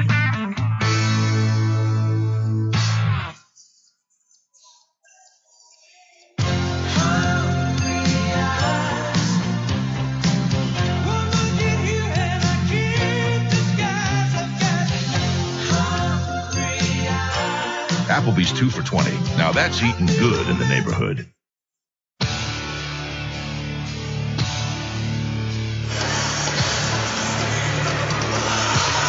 Welcome back inside the VFW Sports Center here in Bismarck. North Dakota Toros trail the Bobcats by a score of 2-1. You've got the Gooseneck Implement intermission report. And Brad? It'll be an interesting third period. We've seen this one, really the weekend's gotten progressively chippier and chippier. I thought Friday night's game was pretty clean. Last night, got a little bit more of it. The hit by Belial, the other hit by Belial in front of the benches that somehow he got the only penalty out of. It's kind of been amping up. The only thing that might keep it tamed down is it is a 2-1 game, and both teams are going to have to keep that in mind. They don't want to be shorthanded and have to be killing a bunch of penalties. So hopefully we can get a quick jump out here, get a good first 5 minutes of the period, get a little bit more flow that we didn't have in that second period, and capitalize early, hopefully. You know, Shane Wagner mentioned it during the interview at the start of this intermission report. The Toros, if they've had a weakness since coming out of the break, 2 big wins, but a couple of sloppy second period. Well, 3 really sloppy second periods. The Bobcats have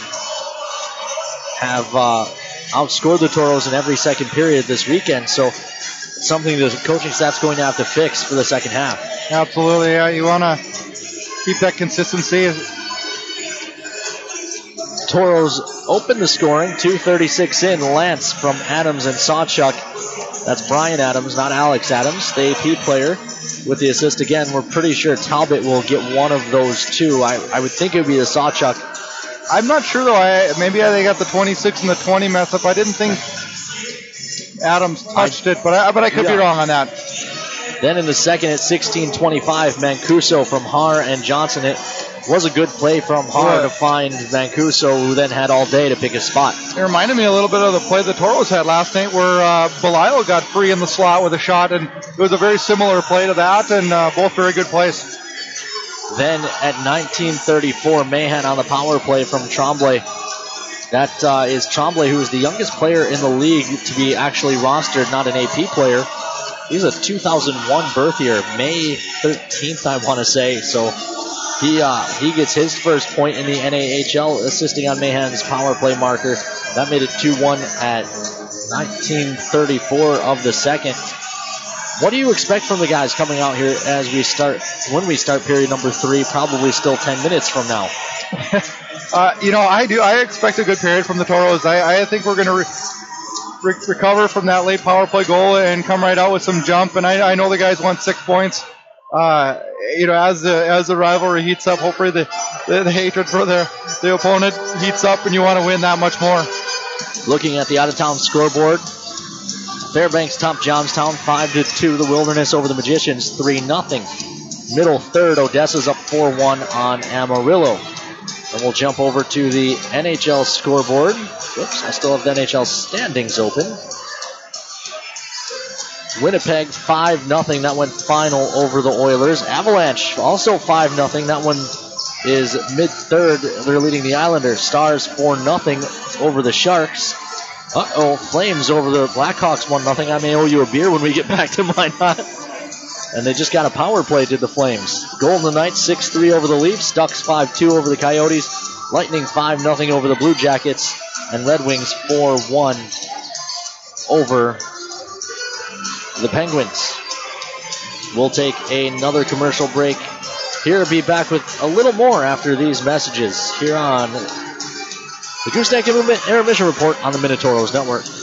Throughout the areas we serve, First International Bank and Trust employees are actively involved in helping our customers and communities grow. This is Kevin Vigestead from First International Bank and Trust, member FDIC, equal housing lender. Whether it's coaching a Little League team, leading through involvement with nonprofit organizations, or a proud Beaver booster, know that all of us at First International Bank and Trust are committed to giving back to the places where we live and work. Hello, I'm Steve Funningsland, consumer lender at First Western Bank and Trust and sports enthusiast. Employees at First Western know the importance of teamwork in their day-to-day banking duties to best serve the community. I know the Minot and surrounding area high school and college athletic teams know the importance of teamwork as well. We want to wish all local teams good luck in their athletic endeavors this year. Stay safe on the courts, on the fields, on the rinks, and in the gyms. We look forward to watching you succeed. With familiar faces you know, who know you by name, First Western Bank and Trust, you can bank on us, member FDIC, equal housing lender. We've been thinking. A championship team is not born, it's developed through precision and execution. There are a lot of teams, but only one champion. At Ryan GMC Buick Cadillac, we get that. Precision matters every time. A lot of places sell cars, but only one is professional grade. Performing to the highest standard to be your dealership of choice. Ryan GMC Buick Cadillac. Hey, look, it's a bird. No, is that a plane? Wait, no, It's Super Guy. Can I help you? I'm here for the IRET Properties Heroes Program, citizen. I'd like to apply to rent one of your properties and receive 10% off my monthly rent. And I as well, ma'am. Captain Stars and Stripes? No offense, guys, but the IRET Properties Heroes Program isn't exactly for you. Our Heroes Program honors teachers, nurses, active and retired military personnel, police officers, firefighters, EMTs, and members of the National Guard by offering 10% off their monthly rent. Not even Bat Dude? Not even Bat Dude. But IRET has many properties with competitive rent, plus pet-friendly and outdoor pool options. I'd be happy to help you find a property to suit your needs. That would be super! Go to iretapartments.com or call 837-RENT to learn more about the IRET Properties Heroes Program. IRET Properties. This is home. We live in such a fast-paced world. It's always go, go, go. When I'm out for a run, it's my time. It's the best way to start your day. Crossing the line to that marathon, it's the biggest reward you can get. I want my customers to achieve their goals and go above and beyond. I'm Nikki Ladegi, and I'm one of the running experts at Shields. Shields, when it comes to gear and expert advice, we're right there with you in Bismarck, Minot, Grand Forks, Fargo, and Moorhead. The sinister cries haunted Mary through the night. Dawn neared, and still the voice tormented her. She ran towards the safety of her car, flung open the door, and a coyote had somehow gotten locked inside. But the damaged interior was covered, thanks to Farmers Insurance. Coyote Carpool, August 1st, 2015. Talk to a farmer's agent. We know a thing or two because we've seen a thing or two. We are farmers. Bum, bum, bum, bum, bum, bum. I'm Toros forward Taylor Lance. Call Miranda Schuler, my billet mom, and your locals farmers agent at 701-838-8144.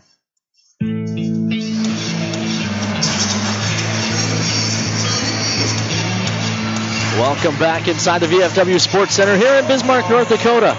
Toros trail 2-1 here on the Minotauros Network, 1390 KRRZ and HockeyTV.com. Happy New Year to everyone watching and listening, especially those back in the Magic City. I want to go back to last night, not just because it was a 6-1 win that was fun to talk about, but, you know, the growth of the Toro fan base in the 5 years I've been here has been amazing, and I thought it kind of culminated last night with that just crazy atmosphere. On the Christmas break games are always well attended. Everyone, kids are back home from school, a lot of family around.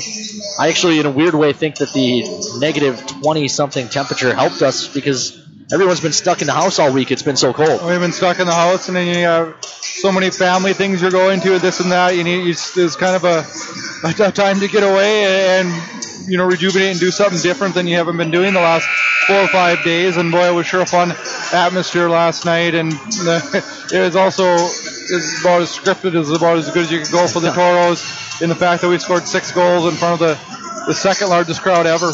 And it wasn't just the 6 goals, but to come out and get that 3-0 lead after the first, the whole building was buzzing. And to see, I talked to some of the guys after the game, and they weren't complaining by any means, but what they were saying was from the start of the year when we had some of those, a weeknight game, and the Thursday nights are not well attended, and you come out, and they said you come out for starting lineups and you see entire sections with maybe 5 people in them. To come out last night and right from the hop, every section was full, just totally different atmosphere. They said it really helped them. Yeah, and that's community support, and everything that the Toros get is wonderful, and I could thank the fans for all coming out and supporting this team so well, and it sure made it a fun night. And one other thank you I want to give here on the Gooseneck Implement Intermission Report. Joe Shizuski from KMOT News did a fantastic story on the Toros honorary captain Aaron Bliven.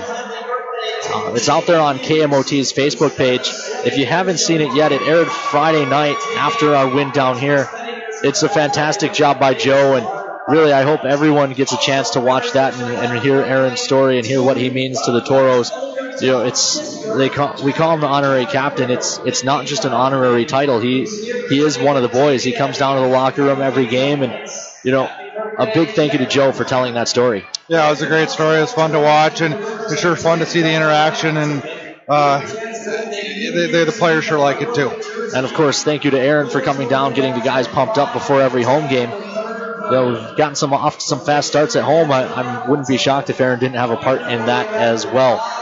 We're going to take our last break here. Be back with the start of period number 3 after these messages here on the Minotauros Network. Take care of your feet, and they'll take care of you.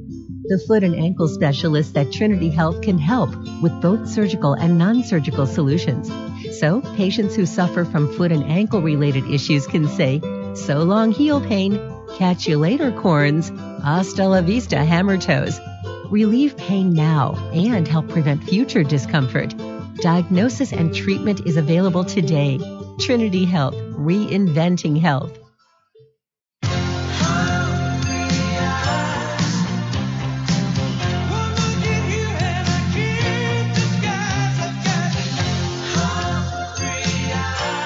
Applebee's 2 for $20. Now that's eating good in the neighborhood. Captain's Cove Seafood Restaurant invites you in for your favorite seafood as well as steak, chicken, and lots of great burgers and sandwiches. The Cove has fish and chips, crab, shrimp, and all-you-can-eat meals. Captain's Cove, where fishing is made easy. 1735 South Broadway in Minot. Daniel the deer danced everywhere. He pranced through fields and jigged through rivers. Then he saw it. What a stage! A place no deer had dared dance before. The hood of a brand new car. Hey, my car! And the car was covered, thanks to Farmers Insurance. Deer Dance Floor, December 1st, 2014. Talk to a farmer's agent. We know a thing or two because we've seen a thing or two. We are farmers. Bum, bum, bum, bum, bum, bum. I'm Toros forward Taylor Lance. Call Miranda Schuler, my billet mom, and your locals farmer's agent at 701-838-8144. All in one place. You can get a fabulous coffee, the best burger in town. Arrange a meeting for up to 30 people and begin your next trip, whether business or vacation. It's Minot's newest, most architecturally beautiful, versatile structure, the Minot International Airport. The Trestle Tap House and Cafe with Caribou Coffee and customizable meeting spaces are just a couple of the amenities offered. The Minot International Airport. See the world from home. Your hands are a vital part of who you are, how you work, play, even how you communicate. When injury or illness strikes, the hand team at Trinity Health will be there to help restore full functionality. We specialize in surgical repairs, hand reconstruction, non-surgical interventions, and occupational therapies. Don't let damage or disorder take away your hands. See the hand team at Trinity Health. Trinity Health, reinventing health.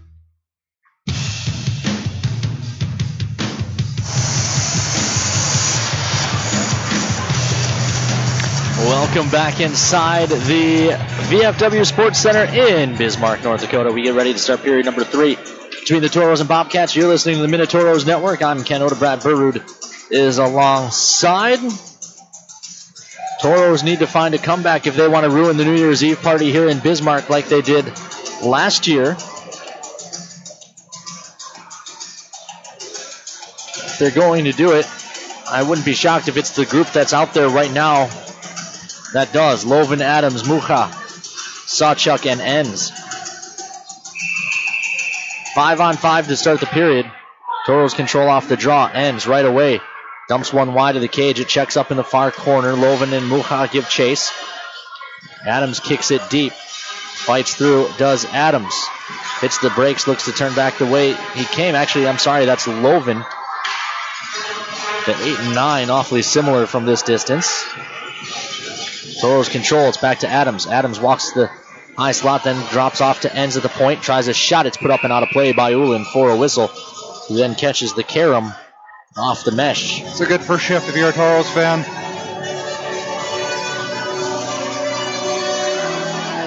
Draw will be in the offensive zone. Talbot, Lance, and Adams in front of Rosenbaum and Earn.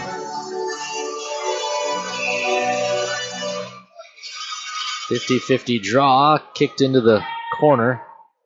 And now the Cats will start up. Glass and out. Millen gloves down to the stick, hacks it out to neutral ice. Johnson takes it away from Rosenbaum. Lance stands him up. Adams and Millen go to the wall together. Lance steps up and plays ahead for Talbot. Talbot into the zone, tries a shot. That didn't miss by much. A good move, bringing the goaltender one way and shooting back the other. Lance from around behind. Turnaround try. Shot save made. Hacked at by Adams, and the whistle goes. Good shot by Lance on that, too. It was a one through traffic that Ullin had a hard time seeing. A really nice play by Talbot, though. When he gained the line, he started to come towards his right, which pulled the goalie to his left. And then Talbot shot back to the left where the goalie had just vacated, but the shot missed just wide. Kimball, a shot off the draw, is blocked off, and it caroms to the near side. It'll be carried ahead by Stocko. Stocko gains the line. Delays, now he plays in the middle. Pollock had his stick lifted. That allows Kangas out. Kangas cuts to the middle, then leaves off for Alex Adams. Shot, that's blocked up and out of play for a whistle. So Adams now taking Cole's spot on this line and keeping his. I imagine we'll see that as long as the score is what it is right now. Dahlimer on the draw, but it's won back instead by Pollock. Chipped in behind Gabriel, guides it around to the far side. An awkward carom. Loose puck, turned over. Dahlimer worked over, gets help from Kangas. Adams gives to Dahlimer. Dahlimer looking to walk in. He can't, so we'll play back to the point. Kimball comes across for Adams. The pass was off the mark. Would have liked to have seen Kimball just shoot that one. Side of the net. Adams in front, looking back door and just unable to find it was Dahlimer. He had the whole net to tap it into. Kept to the point by Kimball. That shot's blocked. Dahlimer was trying to redirect it. Back to the near point. Foose tries a shot, save made. No rebound given by Ullin. Well, it's definitely that first 5-minute push that I thought we would have, and we've held the zone for the full 2 minutes and 2 seconds that we've had in the third period. Draw will be to the left of Ullin. Pavel line out. He's flanked by Reisman and Belial in front of Enz and Sawchuk. Colby, the cat killer, lined up directly behind Pavel. Wouldn't be shocked to see a shot right off the draw if Pavel can win this back. He does not, however. Far side, Millen. Enz keeps it down the wall. Reisman touches to Belial. They've got Pavel in front. Didn't get there. Far side, Belial chases down into the corner. Wins a battle, does Belial. Belial on his backhand, tried to play back to the point, taken away. Millen in a race with Sawchuk. Sawchuk took a great angle. Didn't really give Millen much to shoot at, and Millen missed it high. Toros scurry the other way. Reisman into the zone, had his stick lifted, and the puck's back out to neutral ice. Enz can't put it deep into the zone. They'll dig along the near wall. And now Johnson gave Enz a shot to the helmet with his stick. I never really noticed that much more with Johnson, but boy, this weekend he's sure been talking a lot after the whistles.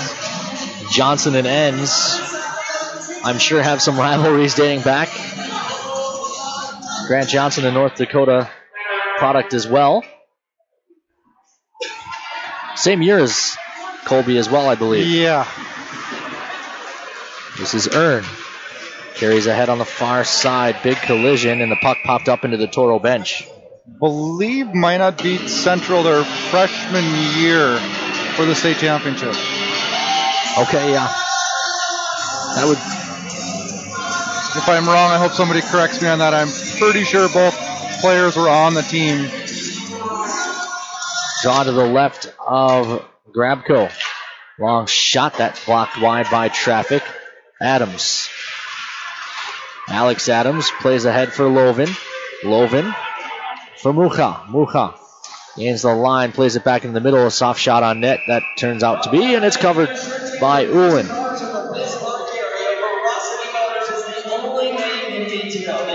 Draw will be in the offensive zone to the right of Ullin. Talbot to take it for the Toros. Talbot wins it sideways. Lance can't corral, and the Toros will have to chase. Will this go far enough for icing? It never did. And they're going to keep it down here. Well, now they keep it down in the Minot zone on a bad. You've got to put that in neutral ice. You've got to put that at center ice. I mean, now we get penalized because he made a bad call instead of. It shouldn't have been icing. It shouldn't have been icing. But the Toros shouldn't have a defensive zone draw out of it either. We have the puck and we should be coming out of the zone with it. That's just horrible officiating. That's fine. He made a mistake. I get it. But then go to center ice. I'd be okay with it being at the offside dot, but not in the zone. And now O'Connor's shot blocked. Rosenbaum chips ahead. Adams ahead to Talbot, gives to Lance. Shot save made. Rebound carried into the near corner. Out to neutral ice. You know, in the official's defense, I believe that is the rule. Big hit by Adams. It is the rule, but that's a rule that needs to change. USA Hockey needs to look at that. Officials do make mistakes. But you can't penalize a team because of the mistake. Either team. Now the Toros are going to go with a good shoulder, I thought, will get penalized for a trip. Trip? If anything, it would be a high stick.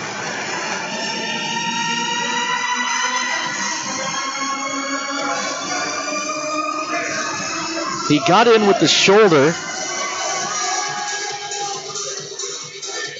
The Bobcats will go to the power play for the 5th time.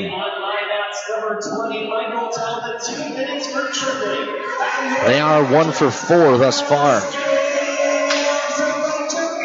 15:56 left to go in the first. Bobcats don't have in the third. The Bobcats don't have a shot yet this period. Far side. Pollock fans on it. That allows Pavel to free it up, and Belial sends it all the way down. Rolling out of his net, 145. 142 as they start up. This is Grant Johnson. Johnson leaves off to the near side. Wins a battle with Pollock, and then plays the puck to the far side, and Belial sends it all the way down. Pavel was the first guy down the ice. I think if Belial had taken a second, he may have been able to hit Pavel for a breakaway. Meanwhile, Pollock gains the line. Pollock delays, looks across, good stick, and now Pavel puts one into the bench for a whistle. Because it went through the bench, the puck does come out to neutral ice as well for the draw. 1:12 left to go on the power play. 15:08 left to go in period number 3. Toros trail by 1.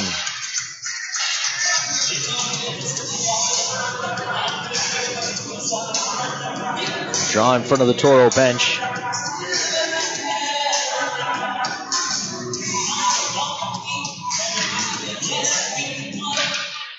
Draw one back by the Bobcats. Vesio forced to retreat. Now he turns, trying to get away from Kangas, plays the far side. Millen gains the line and rolls it deep. In behind the net. Good play by Earn to take that away. He played along the near wall. Stocko pinched to keep it alive, and now it's ahead for Dollimer. Dollimer looking to go shorthanded. Rosenbaum read the play and jumped up with him. Now they look across for Kangas, and Kangas gets taken out.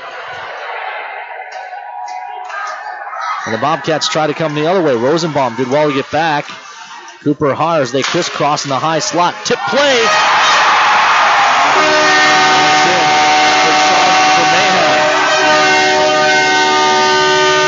On the power play.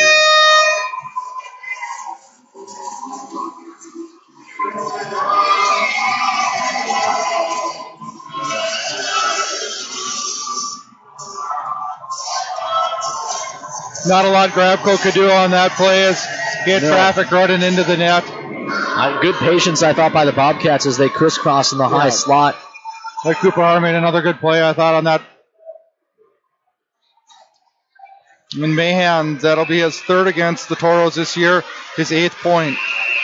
What do we got? They're going to toss Loven from the draw.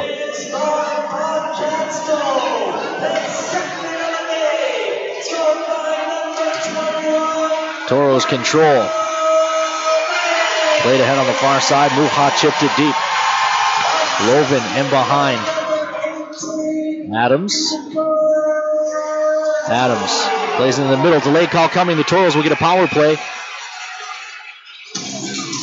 That's unfortunate. The Bobcats scored that. I thought the Toros had a really good first 5 minutes of the period. Controlled 80% of the play. And really the first 80 seconds of the power play they killed well. Yeah. The Bobcats never really set up.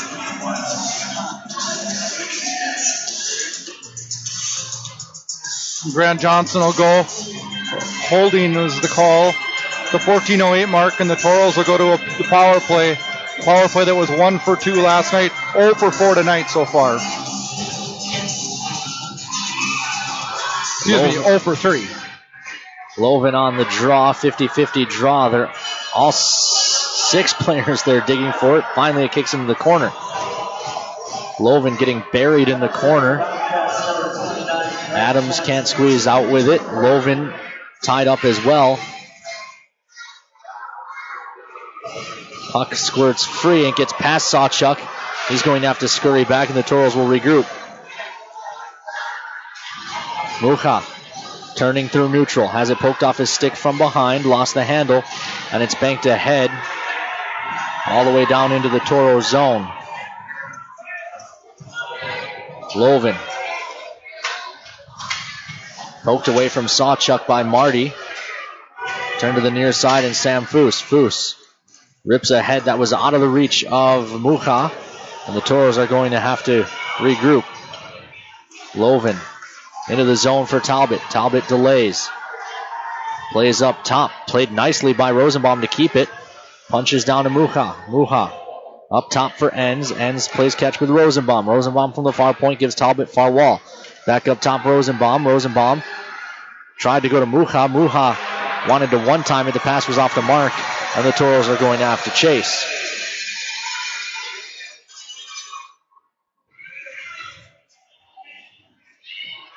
Rosenbaum plays to Dahlemer. Dahlemer lost the handle. Rosenbaum was there to poke it deep. Bobcat Killer lost his stick, and now the Toros are going to have to chase again. Rosenbaum carries ahead. Feeds Dahlemer. Dahlemer over the line, breaks wide. Hits the brakes at the goal line, then plays up top for Enns. Colby Enns leaves off for Rosenbaum.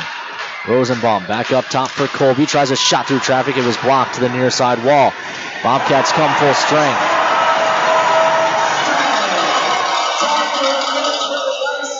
Far side, Grant Johnson has it.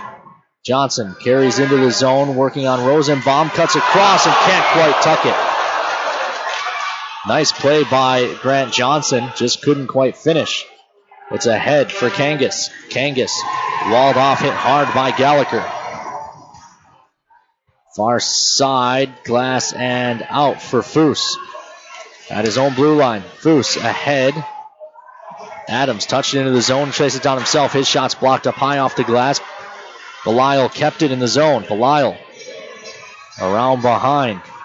Fritz leaves it in the corner. Lance tries to go back to Belisle, but it's blocked off. Kimball activates, plays down the wall. Good hit by Belisle. Foose steps up. Belisle from the slot, lost the handle, but Adams is there. Alex Adams tries a shot that goes wide. Rebound. Follow-up try, blocked off. Second try. That one's gobbled up by Olin. 11:03 left to go in period number 3, and the Toros trail by a pair.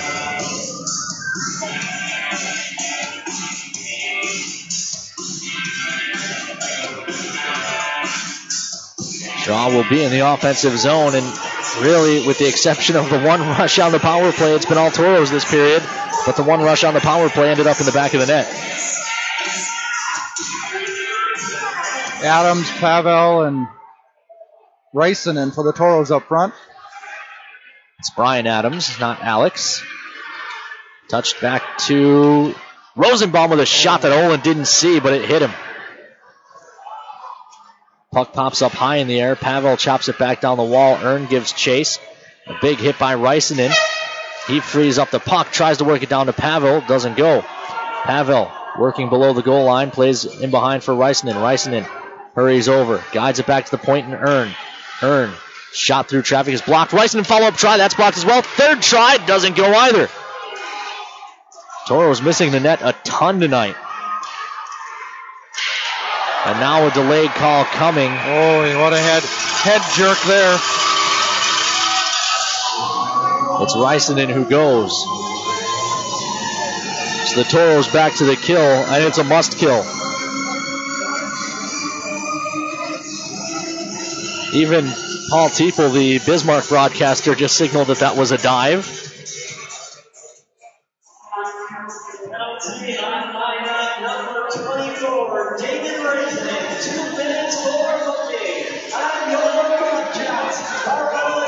So the Toros back to the kill. Loven, Adams, Enns and Sawchuk. Bobcats control off the draw. Adams doesn't kill penalties a lot, so the Toros thinking shorty. Pass to Adams was there, but he couldn't quite settle it down. I hope Alex has a lot of fuel in the tank tonight because he's been getting a huge amount of ice time since Cole went out. And this is a 3-3 situation at that.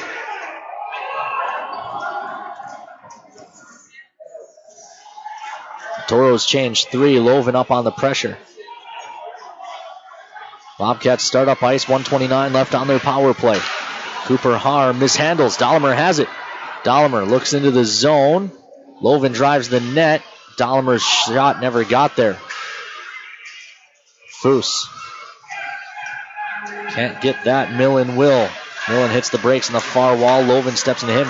Played back to the point. It's off the mark. Dahlimer chasing. It's a race the other way.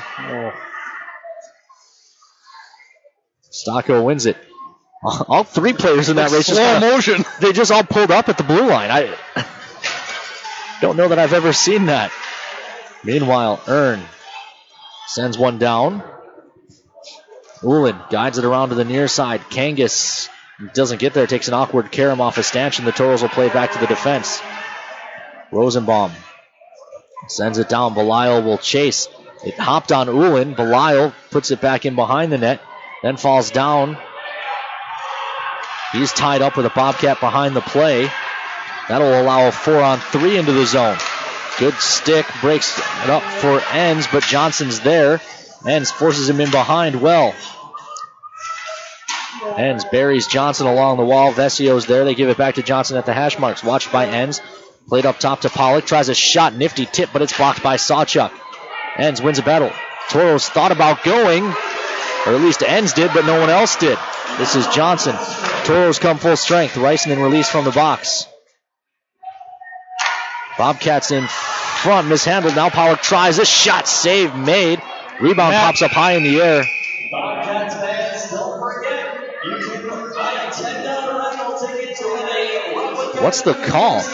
Oh, it hit the net. It hit the... Did it? Yes. Okay. On the way down, it hit the net. And they're going to put the draw out in neutral. I'm not sure why it would go out to neutral, though, because it was off the Toros goaltender. But I guess we'll take it at this point. Yeah. Draw controlled by the Cats. D to D along their own blue line. Dumped into the Toros zone. Borman can't stop it. Talbot does. Talbot chips for Brian Adams. Brian Adams has some jump. He's chasing after it, but Van Sant wins the battle. Van Sant plays to the far side. Pass up the middle is booted, but it ends up coming to the near side anyways. Marty taken away from him by Foose. Played ahead. Vesio has trouble with the linesman. They'll say it hit him, so no icing. That'll allow the Toros to change. Loven line out. Tipped. They caught Pavel on the Toro bench for a whistle. 7:21 left to play here in the third.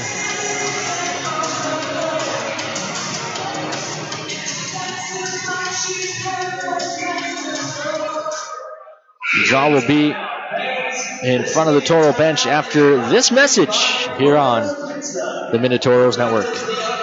I'm here at the year's hottest stag pool party. Where? Some poor guy's backyard. These stags are bringing down the house. Seriously, deer are ripping holes in the pool cover. They're trampling patio furniture. And all the damage was covered, thanks to Farmers Insurance. Stag Pool Party, October 27th, 2014. Talk to a farmer's agent. We know a thing or two because we've seen a thing or two. We are farmers. Bum, bum, bum, bum, bum, bum. I'm Toros forward Taylor Lance. Call Miranda Schuler, my billet mom, and your local's farmer's agent at 701-838-8144.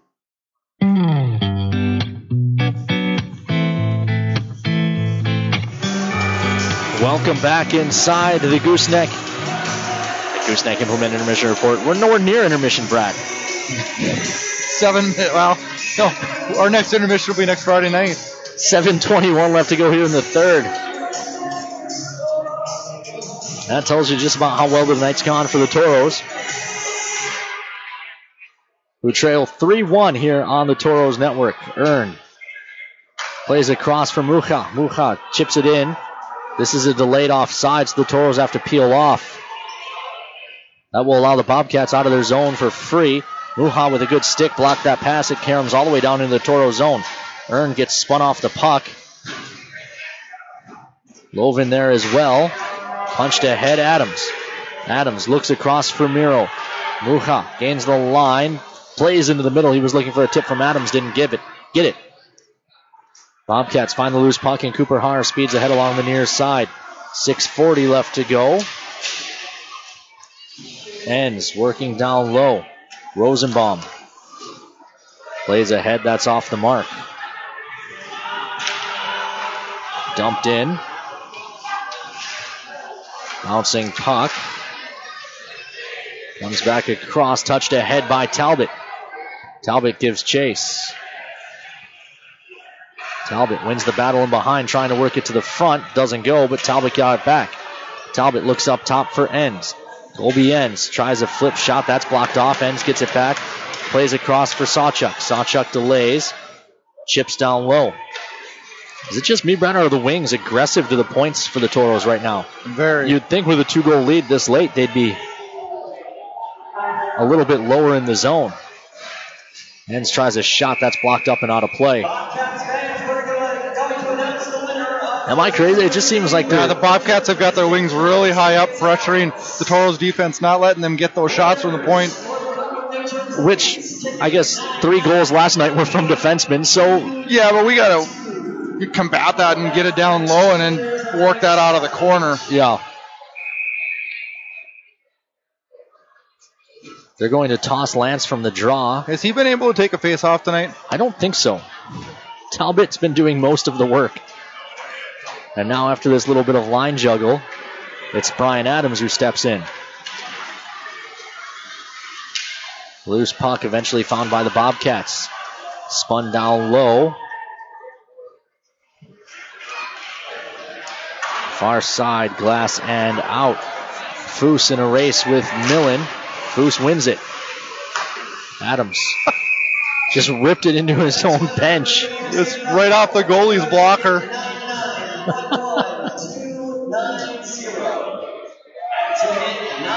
5:25, a palindrome to go here in the third. Toros trail by a pair.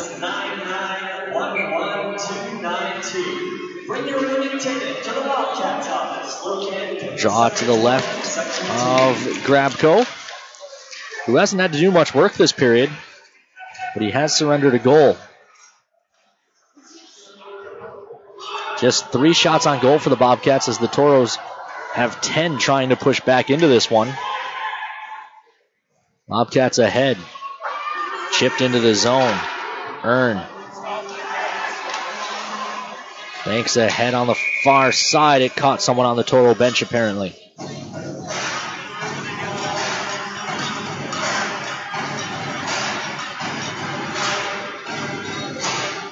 Draw to the left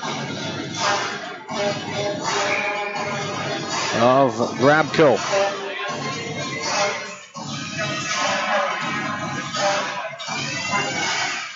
Pavel and Marty. It's ahead for Dahlemer and out, but he couldn't quite corral it. Touched into the zone by Olsen. Toros retreat and retrieve. It's Lincoln Earn. Earn ahead for Pavel. Turned over. Marty looks to walk in. Marty. Turnaround try. Kick save made. Rebound given to the near side.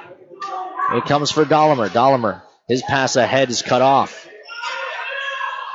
Bobcats play up the wall. Rosenbaum couldn't keep it. Pavel was there. He plays down in the corner for Dahlemer. Spins in front one time. Try. Save made on Rosenbaum. It comes back to him.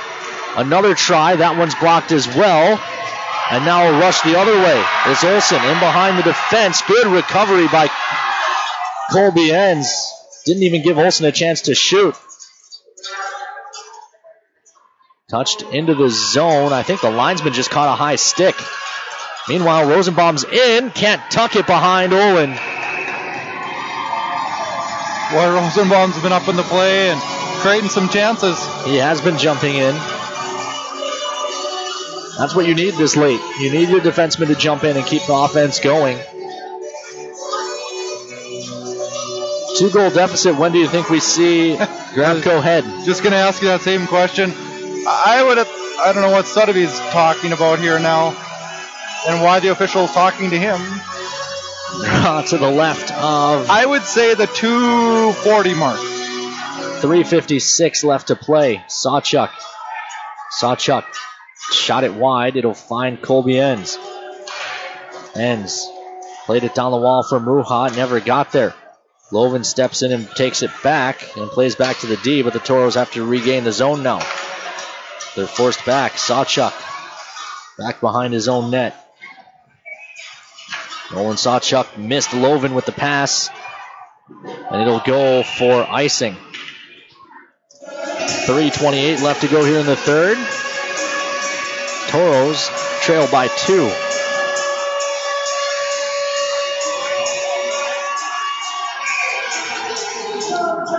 Shots on goal just 25 to 20. Very low shot total. But hopefully a lot can happen in 3 minutes. We get to that 30 mark. That's where you want to kind of be. 30 plus. Shot through traffic. Save made by Grabco. They'll dig on the far wall. We don't have time to do this.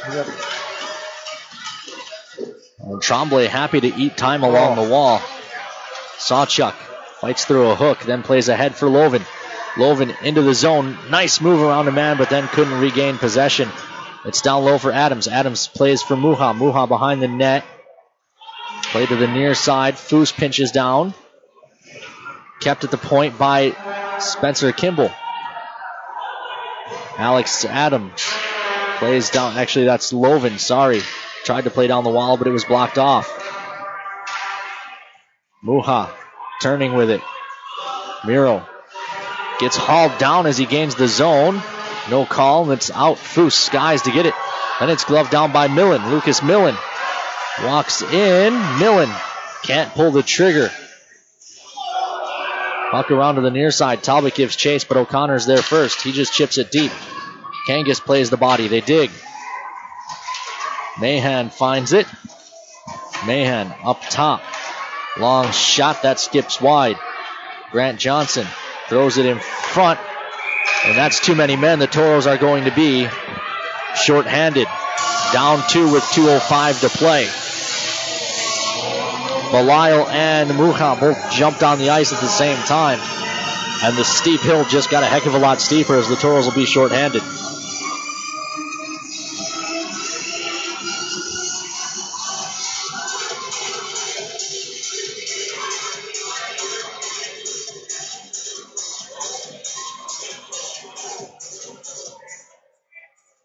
Penalty on Minot, 8 bench minor, 2 minutes for 2 pending minute on the ice. So, who's going to serve it?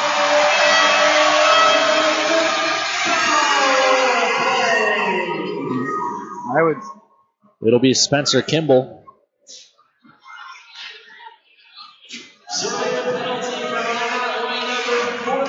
2:05 left to go. The Toros are going to have to find, well, realistically, 2 shorthanded goals.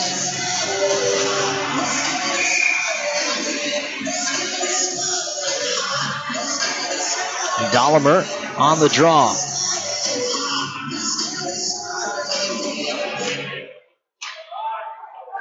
Cats control. Millen chips down the wall for Haar.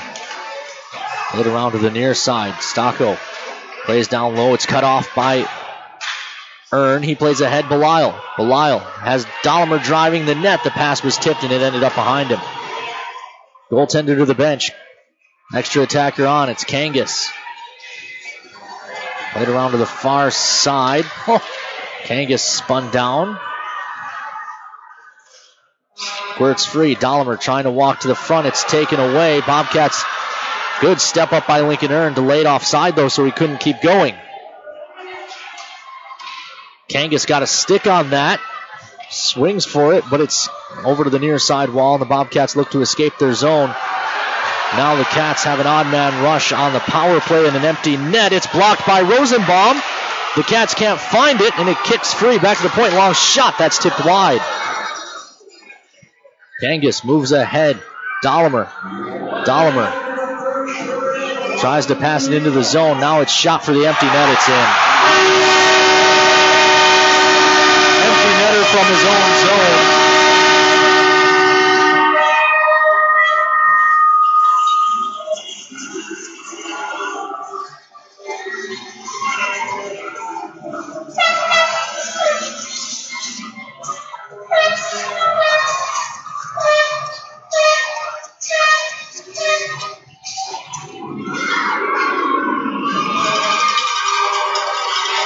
An empty net power play goal.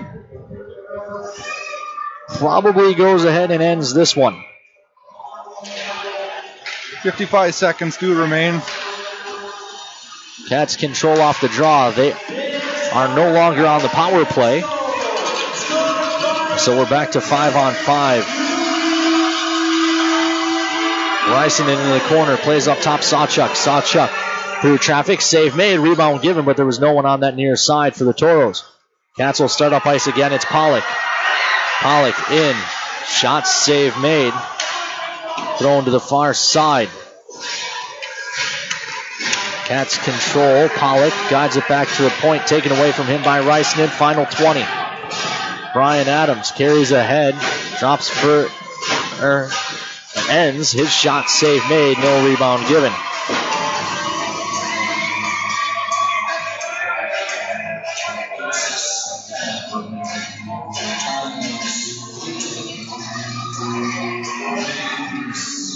.9 seconds left here into the third. Toros will fall.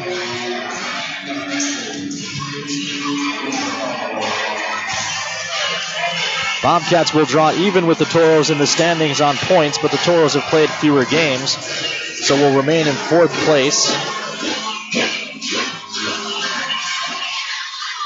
Off the draw, Cats fall on it. They continue to joust, and the puck is covered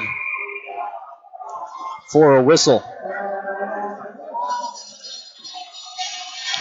Toros will fall to 14-12-4. Bobcats will improve to 15-15-2.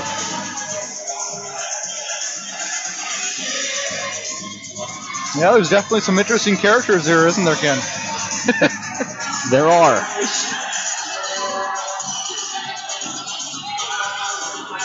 .4 to go. Face out outside the Bobcat zone. Kangas can't drag through. The horn will sound. It's over.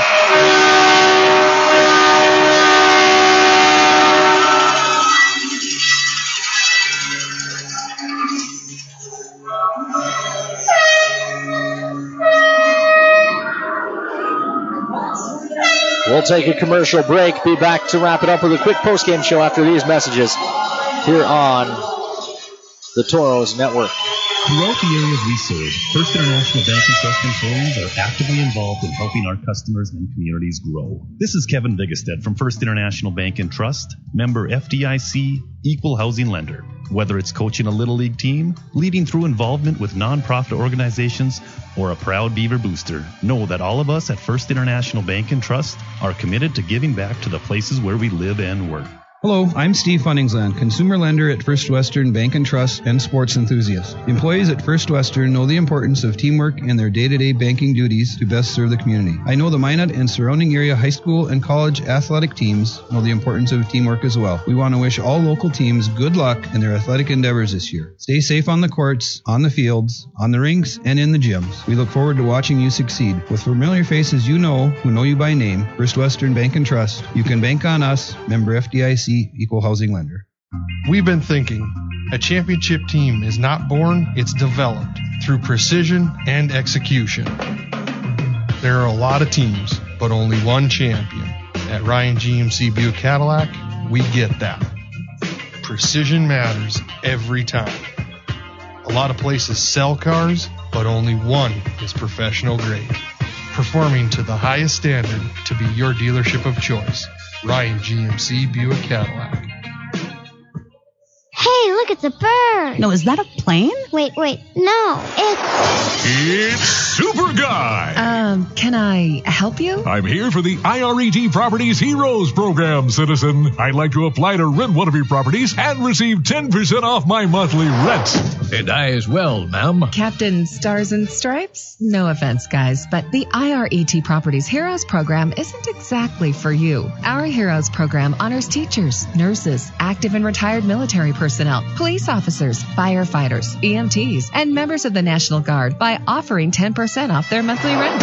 Not even Bat Dude? Not even Bat Dude. But IRET has many properties with competitive rent, plus pet-friendly and outdoor pool options. I'd be happy to help you find a property to suit your needs. That would be super! Go to IRETapartments.com or call 837-RENT to learn more about the IRET Properties Heroes Program. IRET Properties. This is home.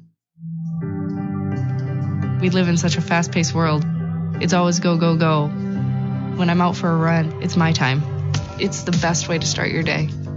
Crossing the line of that marathon, it's the biggest reward you can get. I want my customers to achieve their goals and go above and beyond. I'm Nikki Ladegi, and I'm one of the running experts at Shields. Shields, when it comes to gear and expert advice, we're right there with you in Bismarck, Minot, Grand Forks, Fargo, and Moorhead.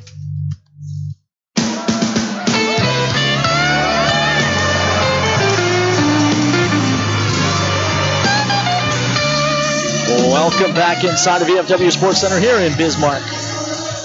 North Dakota Toros fall on New Year's Eve by a score of 4-1. And Brad, we talked about the opportunity that was in front of the Toros during the pregame show, and it hurts to not get those 2 points. Oh yeah, now that draws us even with the Bobcats, and being down 2 going into the weekend, it sure would have been nice to be up 2 at the end. But the Bobcats do draw even. We'll take a look at the updated standings. The Wings stay at the top with, actually no, I'm sorry, the Wilderness move ahead with their win. They now have 37 points. The Wings have 36. The Bruins have 33. Then it's us, the Toros with 32. The Bobcats with 32. And then the Brookings Blizzard in the basement with just 30. So we're starting to see some separation as well. 37 points at the top, 30 at the bottom. It was a division that was separated by 4 points coming into this weekend. We made it 7 after this weekend. So it's going to be interesting, too, because I know Aberdeen plays Minnesota 4 games here coming up in January. So that should be very interesting to see how those go. We finally get our first look at the Austin Bruins next weekend. Actually, we play them 2 out of the next 3 weekends. Toros next weekend will be in Austin. The weekend after that in Minnesota to take on the Wilderness. And then we finally get to play back at the Mesa Arena. The first home games of 2018 will be January 19th and 20th. Both 8:05 starts when we host the Austin Bruins. Then, Brad, final takeaway from this game other than just not one of their nights. No, I thought we were really good in the first period. I did not think we were very good in the second period. I thought we were really good the first 5 minutes of the third, and then when Bismarck was able to get that power play goal, it kind of took the air out of the sails of the Toros, and from there it was just kind of downhill. Well, that'll do it for us here on the Minotauros Network. We wish everyone listening or watching on Hockey TV a very happy New Year. Stay safe tonight. If you need to, call a cab, Central Cab, a proud sponsor of the Toros. We're happy to have them on board. Please be safe tonight on New Year's Eve. We'll talk to you next, or I'll talk to you next Friday night from Austin at 7 o'clock with the Farmers Union pregame show. For Brad Bird, I'm Ken Oda. Again, wishing you all a happy and safe New Year. We'll talk to you next week in 2018.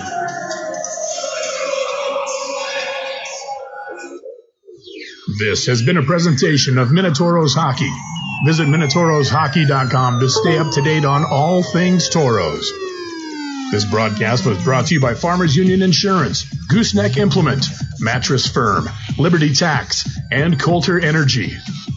Minotauros Hockey, join the charge.